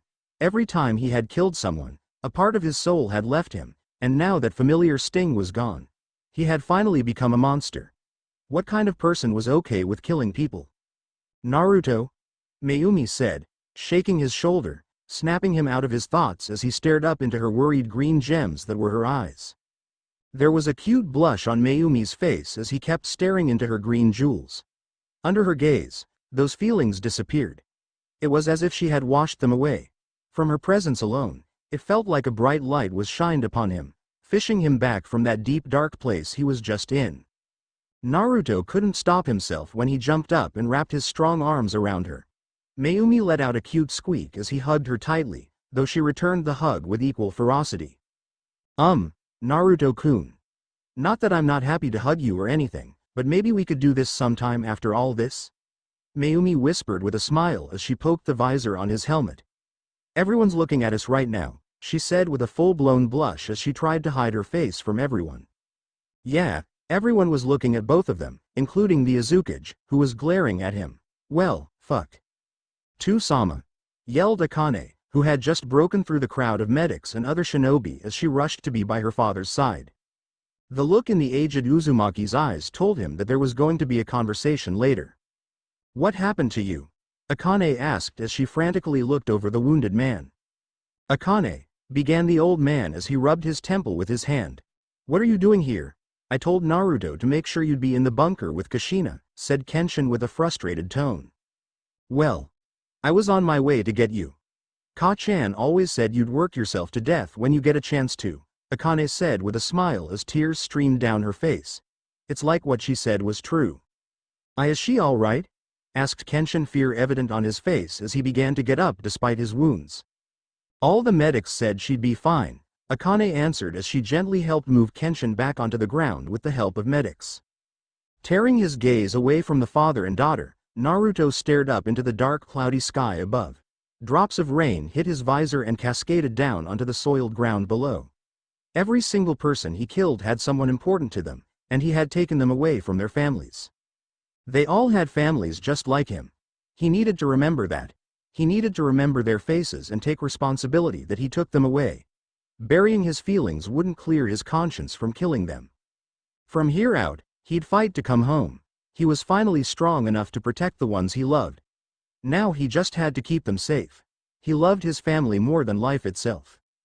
He was full of fear, but when he thought about them, all he felt was the urge to protect them. He was scared of the demons that haunted him at night. But if it's his family, he'd face those demons and win no matter the cost. Even if he was going to be damned to hell for eternity, he'd continue fighting. They were the angels who had flown down to him while he was in that dark crevice. They had given him the will to move forwards. For them, he'd continue moving forwards, until the very end. Hey, Mayumi said, knocking on his helmet. The Azukage wants to talk to you. Naruto nodded as he ran over to the Azukage and Akane as Mayumi trailed after him. You look like you've seen better days, Gigi, Naruto greeted as he went down on a knee beside Akane. Tell me about it, grumbled Kenshin as he looked at him. Take your helmet off, I want to see your face as we talk, ordered Uzushiogakure's leader. Naruto quickly followed the order as he took the helmet off. The cold air was refreshing, but the smell of the battlefield wasn't. The look you have in your eyes is better than the last time we talked, said Kenshin with the nod of his head. Then the older man's visage morphed into a serious look. Naruto Uzumaki, Jonin of Uzushiogaku, I grant you the maelstrom. Upon my death, you will take your place as the third Uzukage of Uzushiogaku. Kenshin declared as he held out a katana in its sheath. Naruto froze as he stared at the katana offered to him. He couldn't decline it. Kenshin had chosen him as his heir, even knowing that he had plenty of issues that he had to overcome. But that also meant the man saw something in him. Something that he thought would be beneficial to the village in the long run. He couldn't let the man down. With shaky hands, Naruto accepted the katana. As he gripped the hilt of the katana, strange feelings had suddenly flooded his senses. Happiness, pride, love, and longing were what he mainly felt. But as abrupt as the feelings had come, did they leave? Kenshin was watching him the entire time as he tried to keep a calm facade on. Those emotions had felt so powerful as if a dam had been broken, unleashing a flood. Sealing one of the katanas on his back, he secured the maelstrom and turned to look back at the Uzumaki patriarch. Good, with that out of the way. Before I leave, there are some more things I must tell you. Kenshin said as he grabbed him and pulled him closer. Naruto, the second Raikage, is here. He's the one who did this, whispered Kenshin. Akane let out a gasp as he backed away from Kenshin. Uzushiogaku had already fought off one cage-level ninja. It had taken the combined effort of Hoshiko and the Elemental Five to take down the hurricane of Kiri and his guard. He could already feel the doubt building up in him. If Kenshin had lost against this man, what good was he going to do? Kenshin made his experience look like a rookie with the number of years that man had under his belt. Kenshin must have seen the look in his eyes because he grabbed his arm roughly, causing Naruto to look at the man once more. Hold on to what makes you strong and never let go, Kenshin said, looking him right in the eyes. Naruto turned and looked towards Akane and Mayumi. Both were on opposite sides of him, having roughly the same expression, one of fear. That fear had no place in those indigo and green eyes. Grabbing onto Akane's left and Mayumi's right hand, he gave them both a firm squeeze. Their hands latched onto his like a lifeline as they squeezed him tightly. He could only imagine what was going through their minds. With Kenshin declaring him the Uzukage, it meant that Naruto had become the strongest shinobi in Uzushio. He'd be the one to fight the Raikage. There wasn't any running from this. Naruto would have to face this challenge head-on. Looking back and forth between Akane and Mayumi, that same urge to protect them came back full strength. He'd fight back against Uzushiogakir's fate. It wasn't just for Akane, Mayumi, Masaki, and Kushina. If he was to be the Uzukage, he needed to look out for the rest of his village. But his family would always be his primary source of strength, like Kenshin said he'd hold onto them. Unknowingly Naruto began leaking his chakra through his hands into both Mayumi's and Akane's. He was surprised when both Akane's and Mayumi's grips on his hands tightened as they both looked at him. The fear in their eyes gone, replaced with awe and love. Kenshin cleared his throat, gaining their attention. About the Raikage, he encases himself in lightning that acts as armor. And he's fast, maybe faster than you, Kenshin said with narrowed eyes. He tore through the Crimson Tide like they were a batch of fresh genin. If you could stall him, along with his army, I have a kinjutsu that could save Uzushio. But I need time. We'll buy you all the time we need, old man, but first. If I'm going to fight the Raikage, I need to work on this, Naruto said, holding up his tri-pronged kunai. Two members of the Vortex Guard, who had been standing nearby, walked up to the four of them. We've got incoming, 5 minutes out and closing. There's tons of came the muffled voice of his long-range sensor. While you're doing that, Taicho, we'll fight them till the bitter end, said the second Vortex Guard member. You won't have to. When you see 2 fireballs launched into the sky, initiate a full retreat. Naruto said as the two ran off to relay the information and get Uzushio's army into position. He wasn't going to sacrifice any more lives than he needed to. Let's get you out of here, old man. I'll send you to Kushina, he said, reaching over to teleport Kenshin and Mei away. Good luck, Kenshin said before he vanished in a red flash. With Kenshin safe and the orders sent out, Naruto summoned a shadow clone who got behind him and began taking off the chest piece to his armor. Let us help with that, Mayumi said as she and Akane moved over to assist his clone. With how close the two of them were, he couldn't help but look at them. Even with all the grime on their uniforms, they were as gorgeous as ever. Knowing that this might be the last time he spoke to them, he decided against hold anything back. I know you two are furious and that this isn't the time. But you two look stunning, Naruto said with a smile as he looked up at the 2 gorgeous Uzumaki women who had just removed his chest piece. I'm glad that we got to spend as much time together as we did. Don't you dare start talking like that now, Naruto. We're all going to make it through this, Mayumi said with tears streaming down her face. Her hands were clutching at his shirt. Then, after all of this is over, we're going to retire and live in the same home. We'll be one big happy family. A life like that sounded fantastic, but he knew better than that. They all did. Battles were unpredictable. Anything could happen to the strongest of people. The sounds of the battle nearby roared throughout the area as explosions shook the ground. His clone was doing his best to work on his seal as the ground shook. We're going to help you fight the Raikage, whether you like it or not, Akane said as she locked eyes with him. No, how are you going to stop us? You should know by now that it's dumb to try and stop an Uzumaki woman from doing something she wants to, Akane said with a smile, grabbing him by the shirt and pulling him to her. That caused the clone to let out an uncharacteristic shout of anger. I could always just teleport you to Kushina, he said in an irritated tone. And here he thought was overprotective. That obviously wasn't the right response as Akane just pulled him closer until they were face to face. Oh, Naruto-kun, if you do that, and something happened to you, I don't care where your soul ends up. I'll find you and kill you again, Akane said in a low dangerous tone. It was scary enough that it made the hairs on the back of his neck stand up. Fine. Only under the condition you two only intervene should anything happen to me, relented Naruto as his clone popped into a puff of smoke. The 2 stubborn Uzumaki women nodded in response as he stood up. That was going to be the best he got out of them.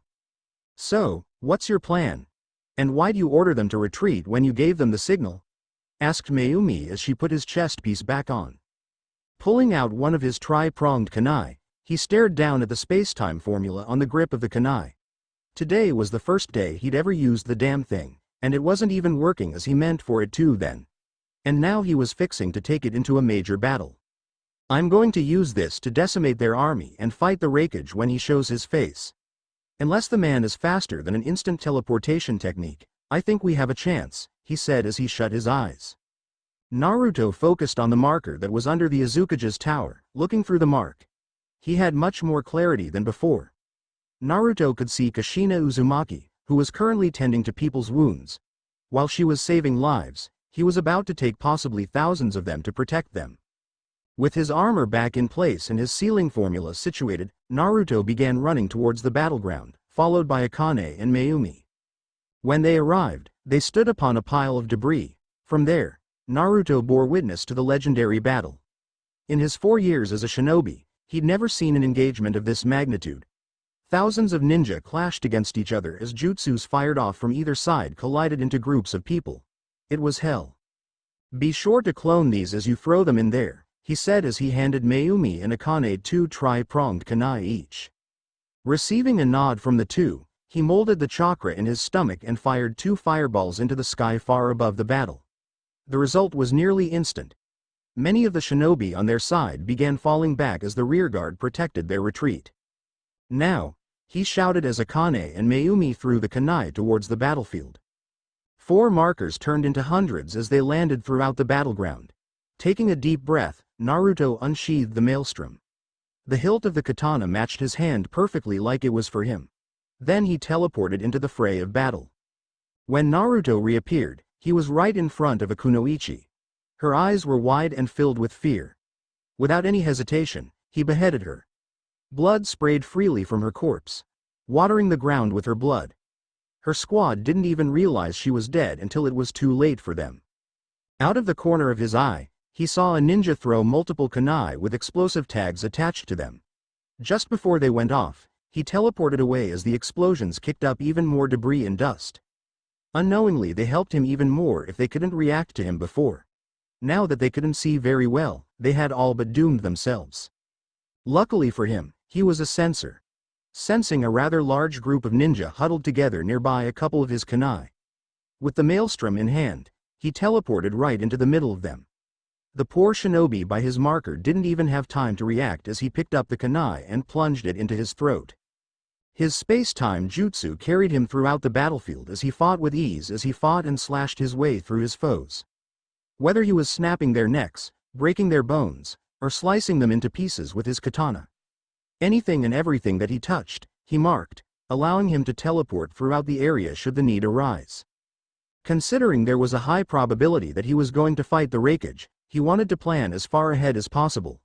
With that in mind, he made sure to reduce the amount of chakra he was using to conserve it. Despite being an Uzumaki with massive reserves, he wanted to make sure he had more than enough to fight that man.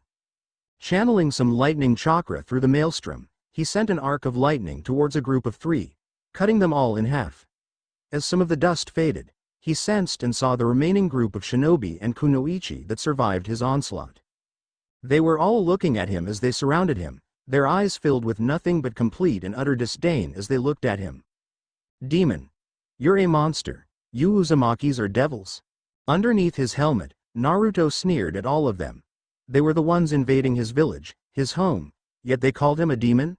They were slaughtering members of the Terumi clan and his clan in droves. Yet he was the monster when he raised his weapons to defend them? Did they just want him to lay down his weapons and die like a good little devil? Kill the dem. Naruto didn't even let the man finish his sentence before cutting the man in half. The looks of hatred all turned into one of fear as they all quivered before him. He didn't want to kill them, but he swore an oath to defend his village, and if he wanted to come home to his family, he'd have to win. Before he could begin the slaughter, he sensed a lone, powerful chakra signature, blitzing straight towards him. Then there was a fist, encased in lightning chakra aimed right at his face. Teleporting away just before it could hit him, Naruto looked at the man who nearly ended his life. The man was taller than most, dark-skinned, had black hair, and one disgusting beard. Add to the fact that all of the man's hair was standing on edge because lightning was surrounding him. He was quite sore on his eyes. But there was no mistaking that this man was the Raikage. The dark-skinned man's eyes landed on him as the two of them made eye contact. Then the man rushed towards him once more. In the next literal second, the man was in front of him again. He barely managed to block the high-speed attack with the help of his vambraces. The punch that connected with his armor sent a small shockwave throughout the battleground as he skidded back from the sheer force of the blow. Not only did you block my attack, but you saw it coming too. Interesting, said the man in a gruff voice as he looked at Naruto with a hint of surprise in his eyes. Any fighting that was still occurring in the area had stopped as both forces began watching the battle. You're the second person on this damned island that's managed to do both, the man snarled out, glaring at Naruto. You Uzumaki devils are too dangerous to leave alive. You're helping Konoha in all these wars as they throw the nations into pandemonium. Without you to help them, there will finally be peace, said the Raikage as his soldiers cheered him on. Don't you dare speak to me of peace, Naruto responded through gritted teeth. This man spoke of peace, the same man who had most likely ordered the genocide of his clan. You came here to my village, killed my people, and you dare to speak of peace? Shouted Naruto, his blood was boiling with fury. He'd never felt this way before in his life. It felt as if a raging inferno was burning inside him as he glared at the man. There wasn't any point in holding back anymore. The person he was weighing to fight stood in front of him. If he beat this man, Uzushio survived. Kumo's forces would likely retreat, or he would destroy them too. Then everyone, including his family, could live safely. He just had to beat him. I hope you find your peace in the afterlife, Naruto said as enormous waves of his crimson chakra surged forth, flooding the battlefield. Then he charged straight towards the man at breakneck speeds.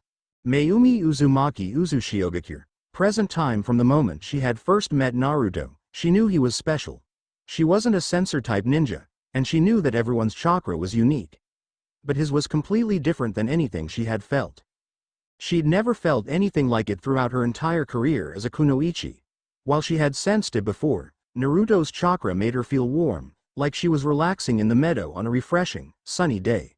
But when he had taken her hand, the warmth of his chakra intensified. It had made her feel safe and secure that no matter what happened, she'd be all right. Then there was the unnatural pull she felt. As if something was pushing her towards Naruto. Akane had felt the same thing when she had asked her a minute ago. All the suppressed feelings for Naruto came whirling back. Even though he was years younger than her, she had fallen in love with him. He was good-looking, smart, and loving. All the qualities that most of the unmarried men on Uzushio didn't have. Add to the fact that he cared for her deeply. It was such a shame that Kushina had gotten her hands on him first. She'd been depressed as all hell when she had found out he already had that special someone. But after seeing the two of them when they had reunited after 3 years, she knew that she couldn't possibly step between the two of them. Kami had created those two for each other. Not that she minded sharing, it wasn't the most uncommon thing in the world for a man to have multiple wives. Especially if they had a bloodline, which, unfortunately, Naruto may or may not have, but he was immensely powerful. She just didn't know how to broach the subject. If she was honest with herself, she was just afraid too. She didn't want to destroy the relationship they had together. Just having someone like Naruto care for her as he did, was something she never wanted to lose. But right now, the feelings of safety and security that Naruto had left her were starting to fade as she watched Naruto and the Raikage fight. The man had years of experience on Naruto. Though Naruto had scary potential, and the Izukage had seen it just as she had. Naruto was an enigma to everyone. Despite having the Uzumaki surname, some had questioned his legitimacy. While they knew who his father was, his mother was an entirely different story. There weren't any records of her anywhere, and they couldn't ask Naruto's father due to his unfortunate death. All they had was the documents left with little Naruto when they found him outside the public orphanage. If both parents had died, and the child was an Uzumaki or Terumi, the clans would have taken the child in to grow up under the care of the clan's orphanage. It was almost like someone was trying to hide him. But all of that was an afterthought as she watched the battle before her eyes. The speed at which the two were fighting was mind-blowing, as her trained eyes struggled to keep up.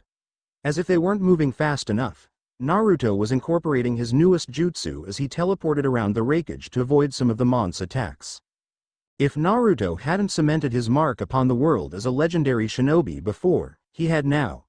At the mere age of 15, he had already wiped out thousands of men and women.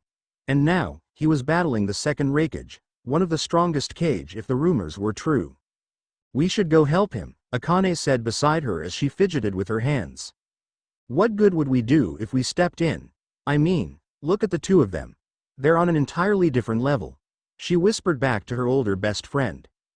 As much as it hurt her pride as a kunoichi, she accepted the fact that she might be more of a liability in this fight to Naruto. Her favorite student had surpassed her long ago. She clenched her fists in anger as she watched Naruto and the wreckage fight. She knew Naruto was giving this fight everything he had, but the wreckage was a cage of one of the 5 great nations for a reason.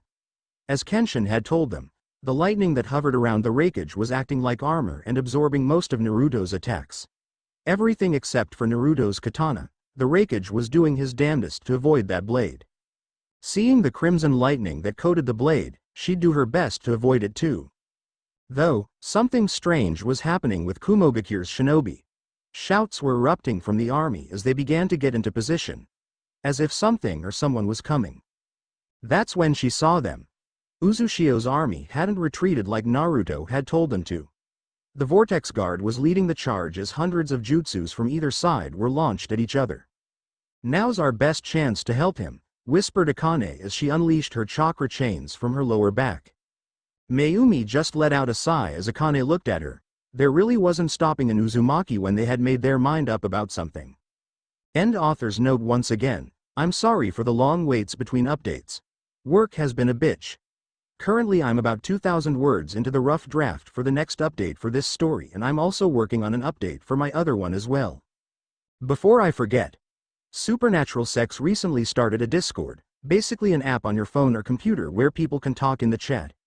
If you want to join to talk, just head to Supernatural Sex's profile and the invite will be there.